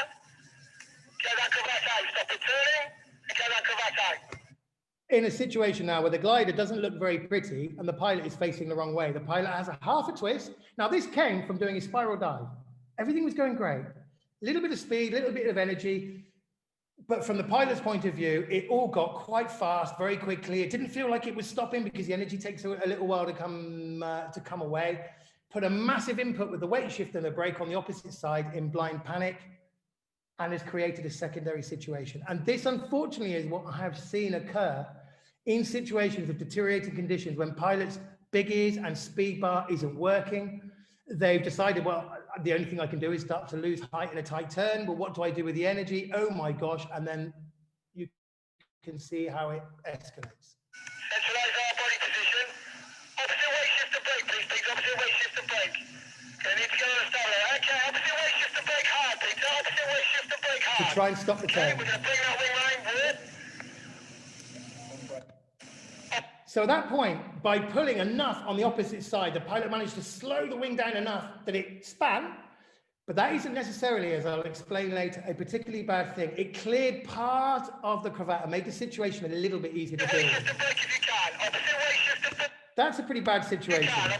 A lot of pilots at this point, I mean, look at his weight shift. He is weight shifting to the other side. Is he? At the moment, his weight shift at the moment is still going into the initiating side, because there was a level of confusion, okay? We want him to be weight shifting to the side to stop the turn. But again, this is all happening very, very quickly. Weight shift and brake if you can. Opposite weight shift and brake if you can. Slow it down, slow it down, slow it down, slow it down. More brake, more brake, more. At this point, the pilot is pulling with one hand.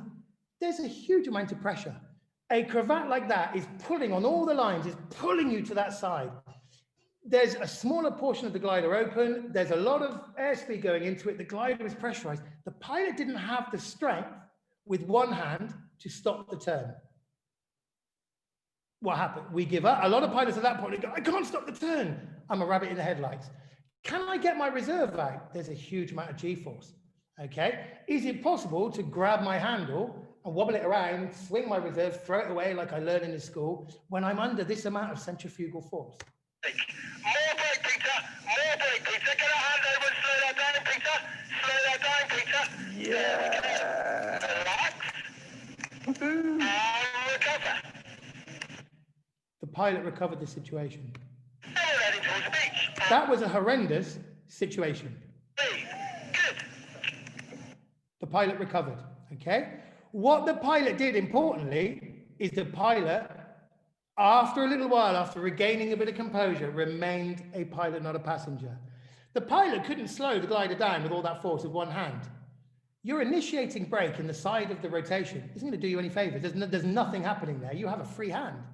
Okay? He got two hands on that brake and pulled it down to the point where he could stop the turn, minimize the airspeed as the glider minimized the airspeed, again going to something we call a flick spin. A spin in normal conditions is a very bad thing to happen. But in this kind of condition, when we can slow the glider to the point of spin, there's so much pressure pulling on the other side that when it spins, it actually doesn't do a big rotation, it doesn't spin or cause as many problems. What it does is momentarily release a bit of tension in the glider, which allows the wingtip to come out. And in that extreme situation, the pilot didn't land in the water, the pilot didn't throw the reserve, the pilot flew away. Okay? However, it all came from initiating an event that the pilot didn't understand, that the pilot panicked from, that the pilot had no control over. Okay?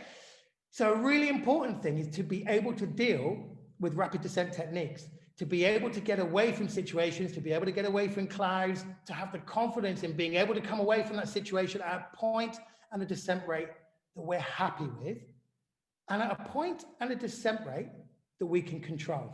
Okay? Now, I have one more horrendous video for you to watch, okay? And it is maybe some of you thought, and that pilot, the previous pilot, doesn't want to be named. So Peter, the pilot that I was naming the entire way through the video, okay, at no point said to me was I had the height, I wasn't thinking about my reserve at that point because the G-force was so much, it was easier actually to stay with the glider and try and at least slow it down. I've been in a situation myself where I messed up in Argentina a long time ago. I made a very silly mistake, got into an auto rotation, and the G-forces on my acro glider were so strong. When my hand went down to grab the reserve, I couldn't pull it out because the G-force was sucking my arm in. My other hand came down. I managed to get it out. I managed to release it. I had the joy momentarily of watching my reserve come out. It unpacked itself from the bag. It was about to open, and then like a great white shark, my leading edge ate it. And suddenly, my reserve is out of action. So the next part of this is, yes, we have a reserve system. Yes, you can check it on, you can be confident that you can check it. You can know it's there. But a reserve system doesn't mean that if you get into a pickle and you throw your washing, that once it opens, you can sit there, have a cup of tea, pull out your sandwiches, have a little read of the paper. In a couple of minutes, you'll be down in a green meadow and you'll be home in time for tea, okay? It's not good enough to say, if I get in a pickle, Lee, don't you worry. And I'm very confident with my kit now, thank you very much. So I'm gonna get my little red handle, I'm gonna lob it out, and everything's gonna be fine, okay? This can happen. Prevention is better than the cure. It's a last resort. It's if we really feel like we've lost control, and I'm not saying now that fight your glider all the way to the hill, that's ridiculous. We're going to injure ourselves if you come down at that rate. If you have the height, we have options to try and deal with something, okay? A reserve isn't always necessarily our lifeline. Oh, hello, emails.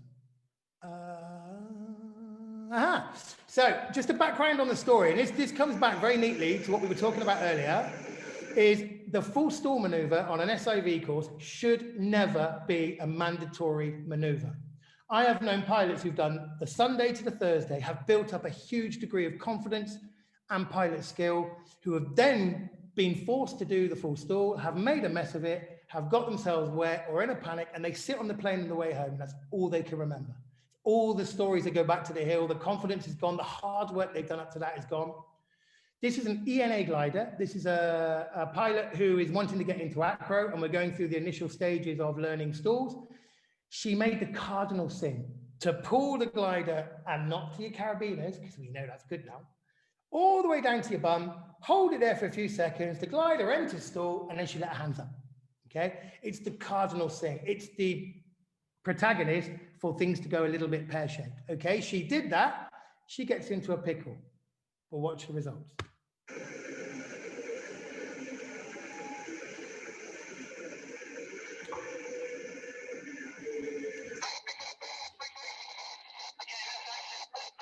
Again, big cravat. We're starting to get to see the pattern now. Cravat, turn, potential auto rotation. It's been the same form in all the different scenarios that we've seen.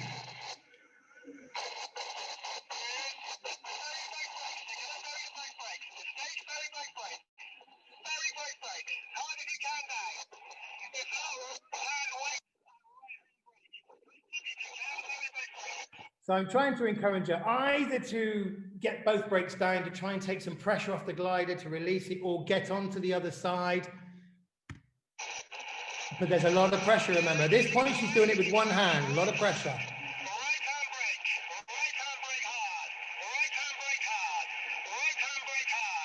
It's clear at this point that she just doesn't have the strength to stop it. An ENA being very big, very stubby, very pressurized, incredible amount of pressure.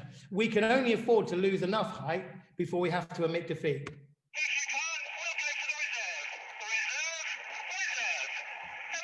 Happy days.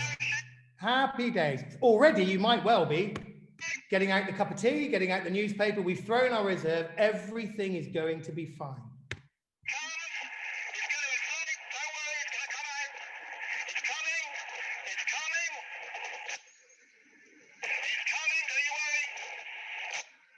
Okay, our one chance, our second chance, the only chance we have, we made the decision that we're out of control, we've thrown our reserve, it's landed in the lines, okay? Unfortunately, in my years on the hill, in this scenario, I have seen pilots to give up. Well, I fought it, I threw my reserve is in the lines, what the hell do I do now? We can't stop the ride. We can't get off the ride. We may have a very rocky mountain, hill, whatever it might be coming towards us, okay?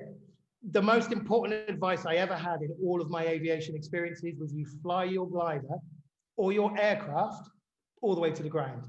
You never give up. You remain the pilot, not a passenger. All of those cliches.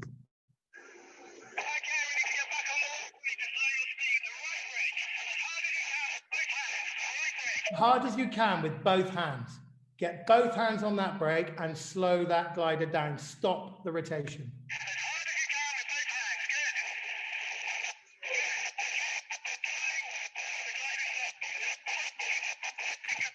From an extreme situation, that glider is now flying like it had just come from the factory. Okay. How many of you would have thought, and again, you can't tell me, how many of you would have thought that was an unrecoverable situation? In my early days, I would have put my hand up to that. The two last examples we've seen are extreme, and I mean extreme. You know, these are highly unlikely to happen to you in your flying career. However, if these extreme situations can be recovered, then it means it's going to be a lot easier to recover other situations with a lot less pilot effort if we know what to do. Okay, she gets away with that. The issue now is there's a little bit of drag from her reserve being tangled in the line. So we have to make sure that that doesn't turn you. But have a look. Now imagine this is water. Unfortunately, she didn't have the height to make it back to the beach. So we took a safety option to land her in the water. The camera footage goes a bit shaky now, but look how soft she lands. If this was a landing field, she could have easily landed with no harm.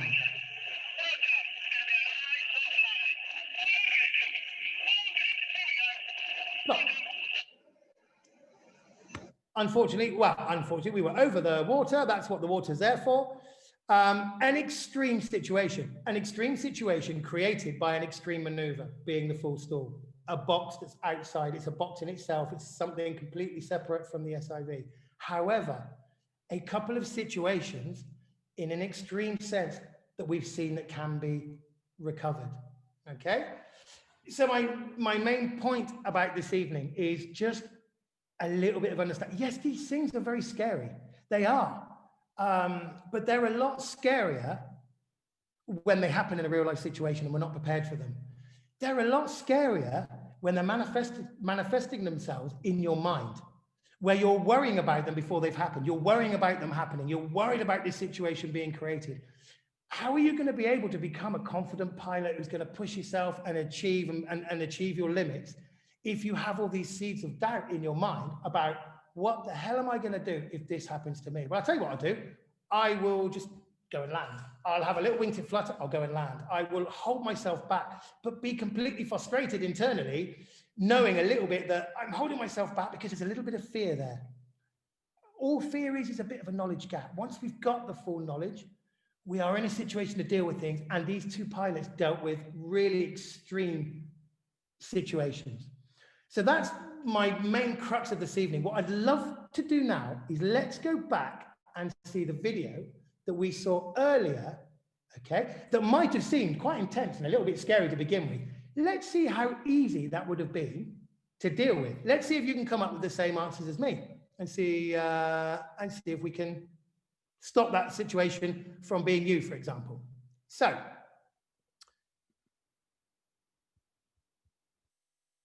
back to the video. So already we're at fairly low altitude. We're flying along a mountain. It's a blue sky day. It means it's a stable day. There's likely to be an inversion around, okay? Inversions can get a little bit rocky and rolly. Again, you can see the importance of also understanding a little bit of meteorology, for example. Understand your day. How's your day? It's a very blue sky day. It's a very inverted day. That has an impact on how your day is going to react, depending on the altitude that you are that day. There may be a layer of air that gets quite turbulent, okay? We are close to the hill at this moment, so we need to be a little bit focused. She's not on speed bar, okay? She's flying, but with hands all the way up. No brake pressure at all, absolutely none. If I'm close to the ground, I give up a little bit of performance for a little bit of feeling in the brakes because I need to be ready to catch stuff, because I don't have the luxury of time that those two pilots that we saw previously had to sort out situations. So already I'm prepared, I'm close to the ground. Maybe I'm just leaning away slightly. I'm countering my weight. Away we go. Everything good. Well, a deflation on the outside. This is a dream scenario, because what does a glider do when it deflates? A glider deflates, the outer wingtip dives around, okay? The hill is on our right-hand side. The deflation is on our left-hand side. So all that deflation is going to do, if we allow it to turn us, is going to turn us away from the hill, okay? Which it does. The deflation is recovering. Now, this is a ENB, high-end ENB glider. It's an IOTA, but they're very lovely gliders. Have a look. The glider deflated, it's turned only 90 degrees, and the deflation is coming out. The only thing we need to do here is to break the dive. So, off, a deflation, woof. It's turning us away from the hill. Okay, break the dive. If the dive was broken at this point, we would fly away. The conversation would be finished. No break. Do you notice the opposite side of the glider? We've already seen it on a few of the examples earlier. The opposite side of the glider rolls in. Okay, this side that had the initial deflation, I'm pointing at the screen now, which obviously you can't see. The left-hand side of the glider that had the deflation is flying, has been flying again, pretty much after the initial situation. Okay, the pilot was completely focused at the trees. Oh my goodness, now I'm very low, now the trees are there, okay? Thankfully, the cravat is pulling her again away from the hill. So we've had a deflation that took us away from the hill. Great. We could have broke the dive, nothing would have happened. We didn't break the dive. We ended up being back close to the hill again. The cravat conveniently on the other side. And again, we take notice of the whole span of our glider, not just about the collapsed side. Pulled her away from the hill. No pilot input. Stop the turn. Stop the turn. It's not producing that much energy at the moment. We still have time to stop that turn. If we stop that turn, we can end up flying straight. We can deal with that cravat. We can deal with the cravat. Now, how many wraps of the stabilo, would you take to deal with that? As many as necessary. It's not just a case of pulling at it. With a cravat like this, you already have a slightly soggy stabilo line. So take a wrap, take another wrap, take another wrap. Only once you've got the glider flying. Now, we have at least 80% of the glider there in fully flyable condition. So fly it away from the hill. And then, as we saw in that example earlier with the guy who initially had the auto rotation and then stopped it, this is a very easily recoverable situation. However, in blind panic and a lack of understanding, because we had an initial incident on the left, and now it's the right-hand side that's pulling us off. So there's a lot of confusion in exactly what's going on. This worked out to be a situation that was okay. She walked away from it, but it destroyed her confidence. It took her back massively, okay? So just as a final kind of summary, it's about being the pilot in command right from the beginning. Know your kit, okay? Face your fears. If there's a part of your flying you're not confident with, whether it's landing, you know, I always pick a spot in a field, whether it's a huge field or a small one. I always pick a spot. I always aim to land within 10 meters of my spot. Sometimes I do. Sometimes I overshoot. Sometimes I undershoot. But I always have a little chat with myself afterwards to say, what could I have done better? Did I get both feet on the spot? Well done. Have a beer. Forget about it. I overshot. Okay, what could I have done differently? I undershot. Is there a pattern? Actually, I'm always undershooting. Okay, let's change something. Because again, when we're on a cross-country flight, we're fully in control of our glider. We're pulling it down to the carabiners in really rough air. We had a spectacular launch.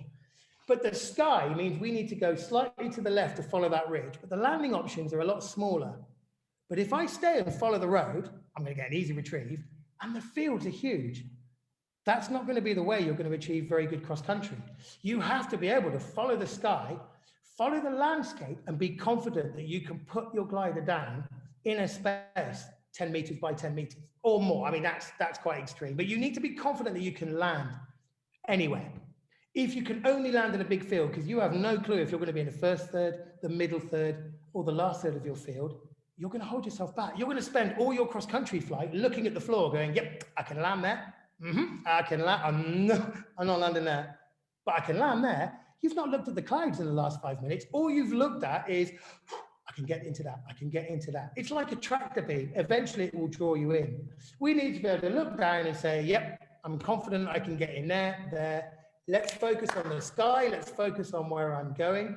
Let's be confident that when I need to, I have the skills to be able to deal with it. So there's many aspects involved with it. But I really appreciate your time. That's about as far as I'll take it at the moment. If you have any questions, I'd be more than happy to hear them. And I really appreciate you having me along. Thank you. Thank you, Lee. That's absolutely awesome. I was hoping, there's a lot of people clapping, as you can probably see.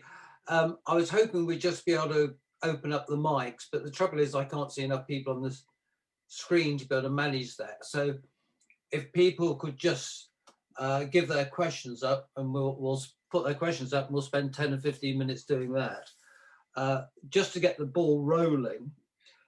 Is there a best level of competence or skill to be able to, or for it to be worthwhile doing an SIV? I mean, Richard, this is the golden question for me. So there is a lot of opinion on the hill. This pilot involved in the incident, this pilot that I had, and other pilots talk about you should have at least 100 hours before you go on the SIV.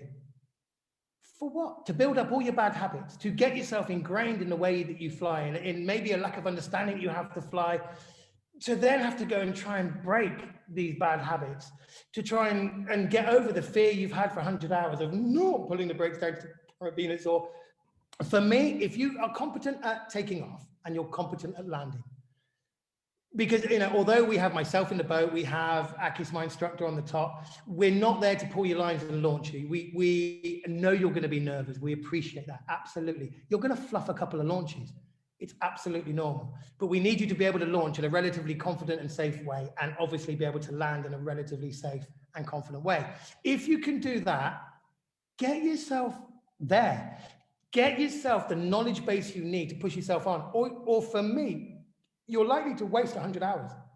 You're likely to waste 50 hours. You're likely to build up a mental picture in your mind of uncertainty, of seeds of doubt, of advice. And there is a lot of advice that you can have. You really have to weed through the wheat and the chaff in paragliding and understand what you'll find is a lot of pilots on the hill will be giving you advice. What they're actually doing is portraying their own fears. And while they're talking to you and giving you the advice, they're actually listening to it, hoping they'll take a bit on board. I've come across that quite a lot. Pilots will say, oh, never do one of those. You know, you'll have this, you'll have that. It's mainly because they're very nervous in themselves. So you have to be very careful of the advice you take. My advice would be get yourself on one as quick as you possibly can. As long as you feel confident at taking off and landing, get it done. It's actually a lot of fun. When you come back from one of those with the new skills you have, simple things like, I know my kit. I know a little launch technique or two that's going to help me in varying conditions. I know a few landing tricks or two that can actually keep me safe and give me confidence to land anywhere that I want to land. And also having the confidence in your glider. One, your glider's a doddle. It generally, I mean, I've shown you some extreme situations tonight, but that's all I had out of 7 years of teaching. The other videos are incredibly dull. Not a lot happens. It's just about learning. Don't do too much, okay? Don't do too much. Wait, watch, and react if you need to.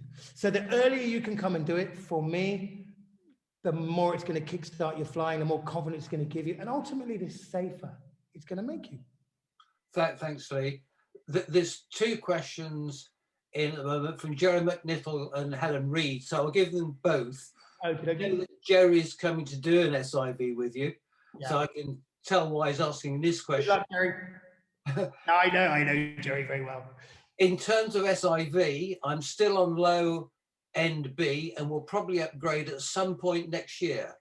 Is it best to do SIV on kit you're comfortable with or kit that you have just moved up to? Really good one. And then Helen's question is, how frequently should you repeat SIV? Brilliant. Oh, again, great questions. Hello, guys, by the way. Hey. So you should do it on the kit you're flying because there are differences. Okay, there are ratings of gliders, as we said, but when you go from the from the A rating into the low end B, mid-range B, even I at the moment get a little bit foxed about exactly what's where and what means what. And some pilots say, I'm going to come on my SIV on my old glider, on my old Ozone Buzz, but I'm about to step up to a Xeno. But I'm going to do it on the Buzz because the Buzz will be like, you need to, for me, do it on the glider you're going to fly. The principles of recovery are relatively similar. As we've seen tonight, deflation, dive, recovery. Deflation, dive, potential cravat, course, correction. The system of recovery is the same. We get more time on the lower rated gliders. We get less time on the higher rated gliders. But you need to know your glider with your weight. Are you heavy? Are you in the middle of the weight range? Are you at the bottom of the weight range? There's a difference in reactions from gliders depending on where you are in the weight range. So you need to do it, for me, in the kit that you're intending to fly. And how often? Oh, yes, very good. I mean, I would say once a year would be a great way of keeping yourself current. However, financially, time away from kids, time away from jobs, I appreciate I'm in an amazing situation where this is my life. This is what I do. I wake up in the morning, I go paragliding on a Monday. It's awesome. However, that's not the case for a lot of people. If you have the budget, the time and the commitment, if you did one every year, every other year, I would say maximum, because it's like an exam. And your first SIV course will just be you getting through the nerves. Honestly, you will come through your SIV course having had a bit of a theme park ride. It will be a bit of a roller coaster, and you'll be impressed with the amount you managed to push yourself, with how good your glider was, and a bit about what you learned. But there is so much adrenaline and nerves going along with it that you don't actually learn that much. For me, when you really learn is your second or your third SIV, when you already know what to expect. Right, I don't have the nerves of being on launch with the Greek or flying over Lee in the boat or whatever it might be. I'm familiar with how this system works. I know how to pull a deflation. I know what it's going to do. You learn a lot more, for me, to be honest, on your second and your third SIV, but you've got to get the first one out of the way. If you can do one every year, or at least do one every time you change your glider. So if you're going to change your glider, get your new glider. Well done. Let's get on an SIV course. Let's learn how this puppy flies. How much brake can I pull? Loads more than you think. How does it react in situations? Much more minor than I think. How do I need to deal with this? Like this. At least once a year, of course I'm going to say that, or at least once every time you change your kit. Thanks, Lee. There's a bit of a follow-up on that. Tom Kett wants to ask a question about weight shift, which is easier. He tells me it's easier for him to describe it. So I'll unmute him now. And there's Hello. Tom, you go with that one. Just before you go on with that, Tom, I'm just picking up on question. Oh, crikey, there's lots more questions coming. Tom, you go ahead. Yeah. Tom, Hi, go Lee. on. Hi, thanks for that talk. It was good fun to listen to.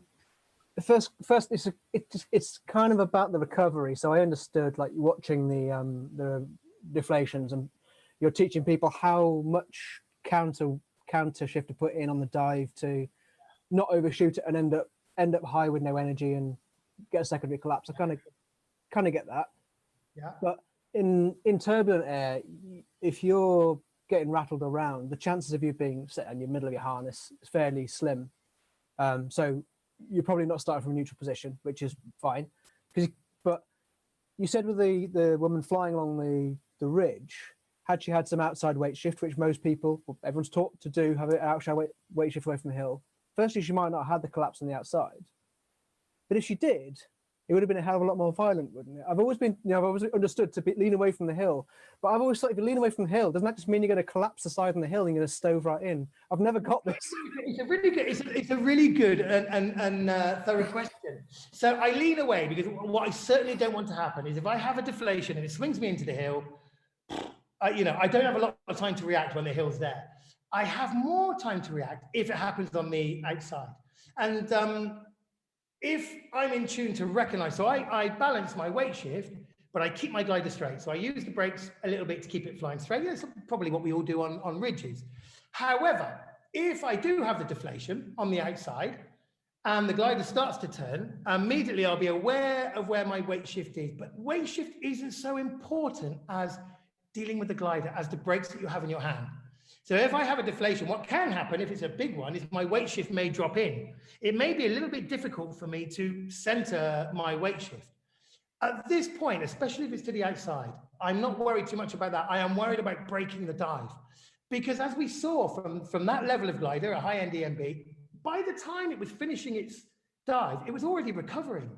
If we are on the brakes to stop the dive, we've stopped the turn, we've stopped the dive, we've prevented a secondary situation. And what tends to happen is the moment we put some pressure on to damp the dive, we squeeze the glider together, we increase the internal pressure, we help pop the deflation out, we take up more tension on our dive. It supports our weight shift. So if you have the presence of mind, okay, well, central weight shift. Let's try not to put more weight shift input in than I need to. But my main focus is on break the glider. Put some tension in it, because when the glider takes up tension, I'm going to automatically flop back to my central position, if that makes any sense. How's that? Good. A very quick one. You often see kit advertised, no SIV. Does SIV damage kit? That's a good one. You also see them advertised with only 10 hours. No, to be honest, no, not after some time. SIV doesn't damage kit, but if you start to do really big full-on spiral dives, if you do the SAT maneuver, for example, the SAT is a wonderful maneuver. It's an acro maneuver. If you know what it is, great. If you don't worry.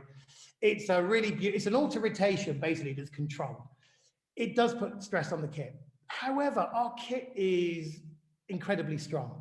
There is lightweight kit, there is semi-lightweight kit, there's full fat kit. Now, I've been messing about, shall we say, with my Bonanza for the whole time that I've had it.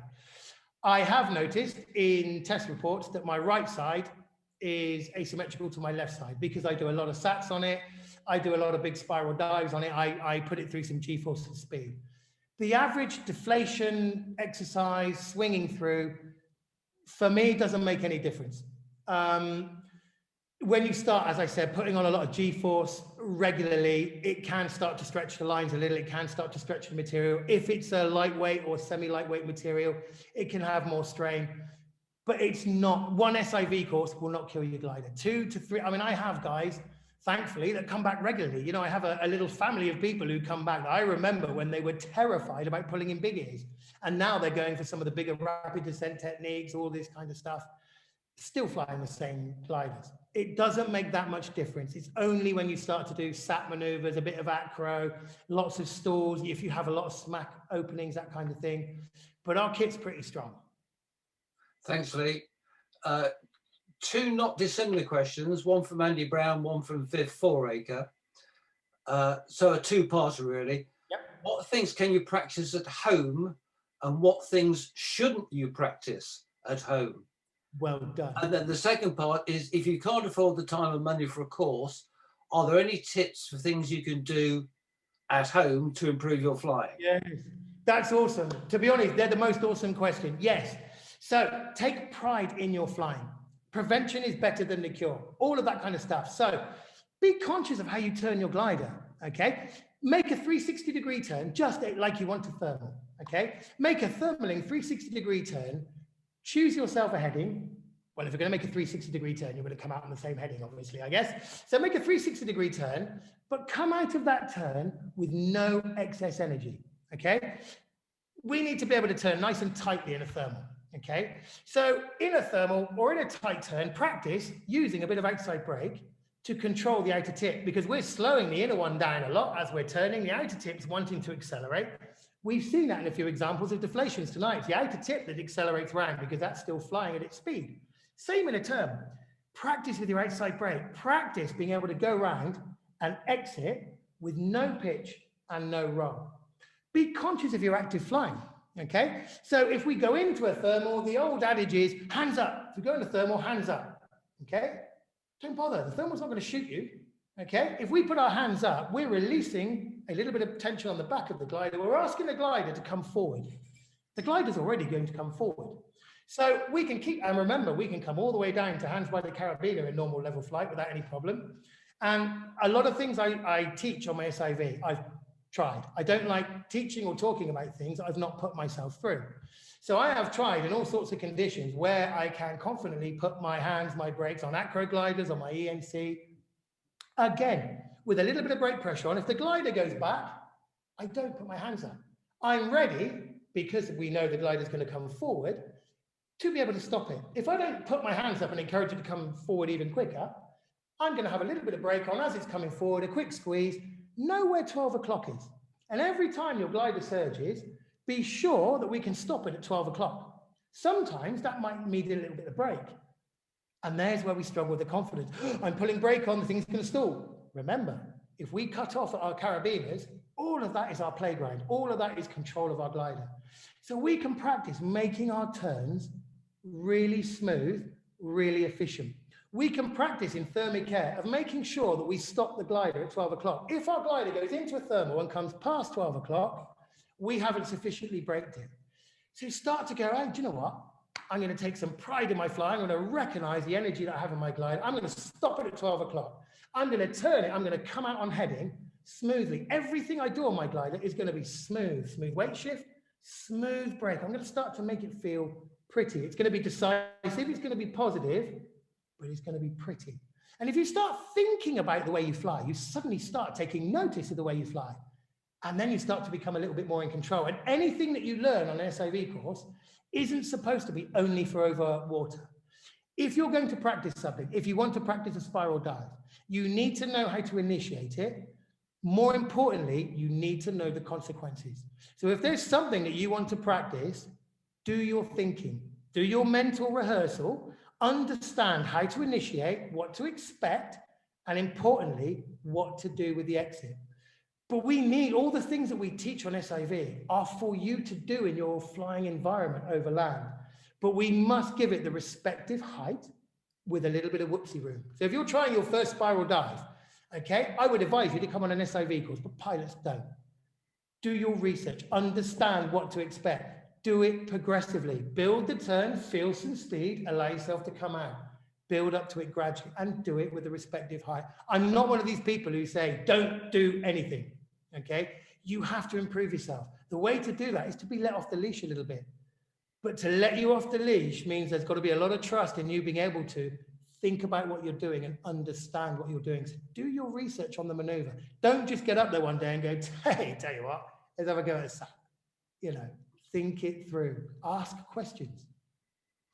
A question from Paul Robinson, and I'm going to add my personal part too.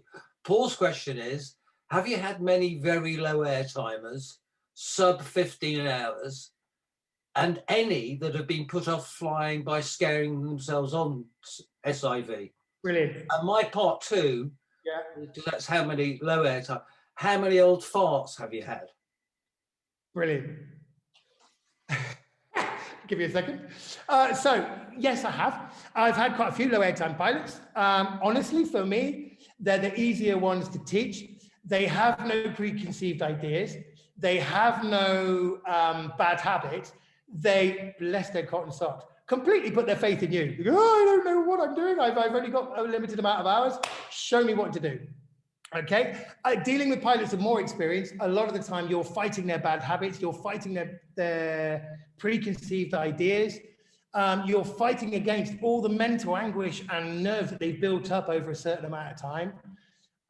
The thing that's super important for me is if I have a pilot with 8 hours, a pilot with 25 hours, and a pilot with 100 hours, I don't treat them the same. You have to look after certain pilots. There are pilots who are very nervous. There are pilots who are super confident. There are pilots who are in the middle. There is a structure to my course, but it has to be adapted to you. For me, I'm interested in you just flying well. So actually, if I'm going to scare you by making you do something, that's going to be really I'm going to use a big word I can't spell, disadvantageous to you. It's going to, it's not going to work out well for you. It's not going to be great for me. You have to handle people in a certain way. Like what you should make sure you do if you're going to go on a course, have a chat to your instructor beforehand. Make sure that it's not a regimented tick box course. Make sure they know who you are, the level of experience that you have. And for me, I will work on low airtime pilots about making their general flying good. And if they're doing well at the deflations, if they're doing well at other bits and bobs, we can push them on. But it is a completely individual, unique experience. And it has to be treated as so. Every pilot is different. And it has to be treated as so for me. Okay. And old farts wise, yes. No, because old farts in the UK are the only ones with enough disposable income and time to actually go flying. So there's loads, and they are filled with a wealth of knowledge and experience. And actually, they generally surprise themselves by going, all these things I've thought I should do over the years actually is the right thing to do, or there's a little bit less I need to do. If you're able to take off and fly a paraglider, you can do an SIV. You don't have to do blood and thunder G-force maneuvers, because if that's not for you, then we learn how to avoid that and what we can do apart from that, if that makes any sense. If you're fit enough to fly, you're fit enough to do an SIV. Lee, thanks very much. There doesn't appear to be any more questions. I hope I haven't missed anyone. I think we're all done. It's just down. Oh, hold on. Oh, sorry, one more. A follow-up about the active flying from previous question. This is Paul Robinson again. Is it better to not go hands up when wing goes backwards and only active fly by catching surges, dives forward? Yeah, good question.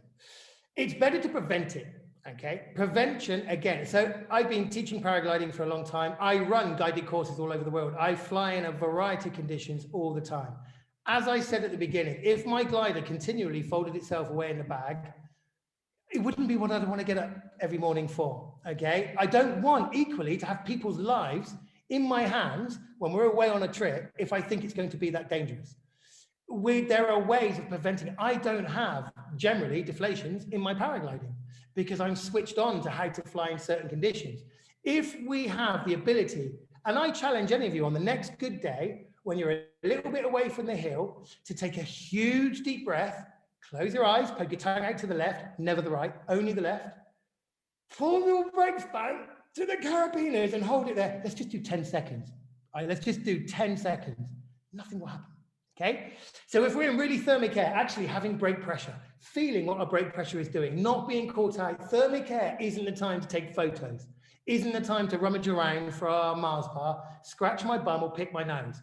Rough air is time to be on the brake pressure. The rougher the air, the more pressure I have.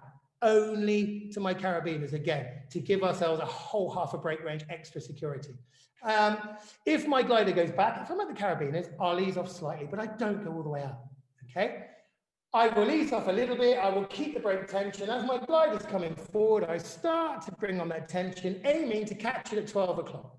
It's not always possible. Sometimes it will come forward, but I want to be braking the dive, returning back to my normal flying position. Active flying is a lot about preventing stuff by knowing when I can release the brakes, take photos, and when I need to be on the brakes and actively flying, when I need to be dealing with the pitch, when I need to be putting an input in. If I was to have a deflation, initially, we wait. We wait for the situation we know that's coming, which will be a dive. We don't panic. If I have a cravat, I keep my glider straight. I don't panic.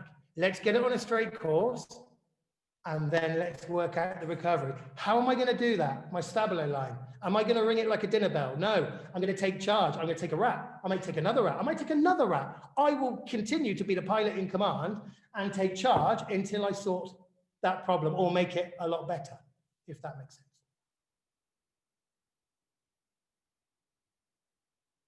Hello?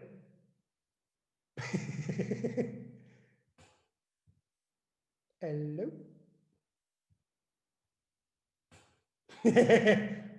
Hello? It's all gone very quiet.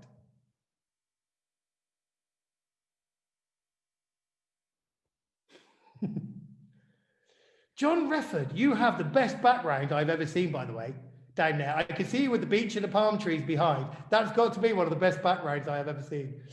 Are you actually genuinely on a beach at 2 in the afternoon there, or is that just the most awesome background I've ever seen? Well done, buddy. I've been looking at your palm tree just swaying in the wind for quite some time. Well done.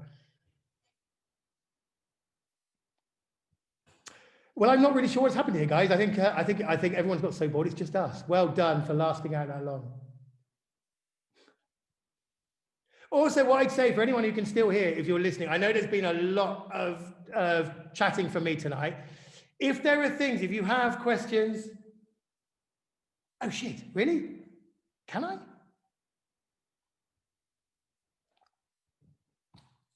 I don't know. Can you hear me at this point? Awesome. So if there's any questions that you have, I'm at the end of an email, or I'm like a puppy. I'm not just for Christmas, I'm for life.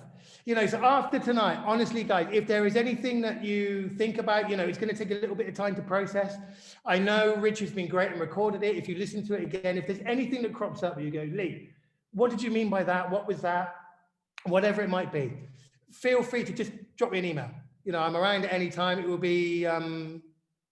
would be awesome to answer your questions. I appreciate that there's been a lot of chatter.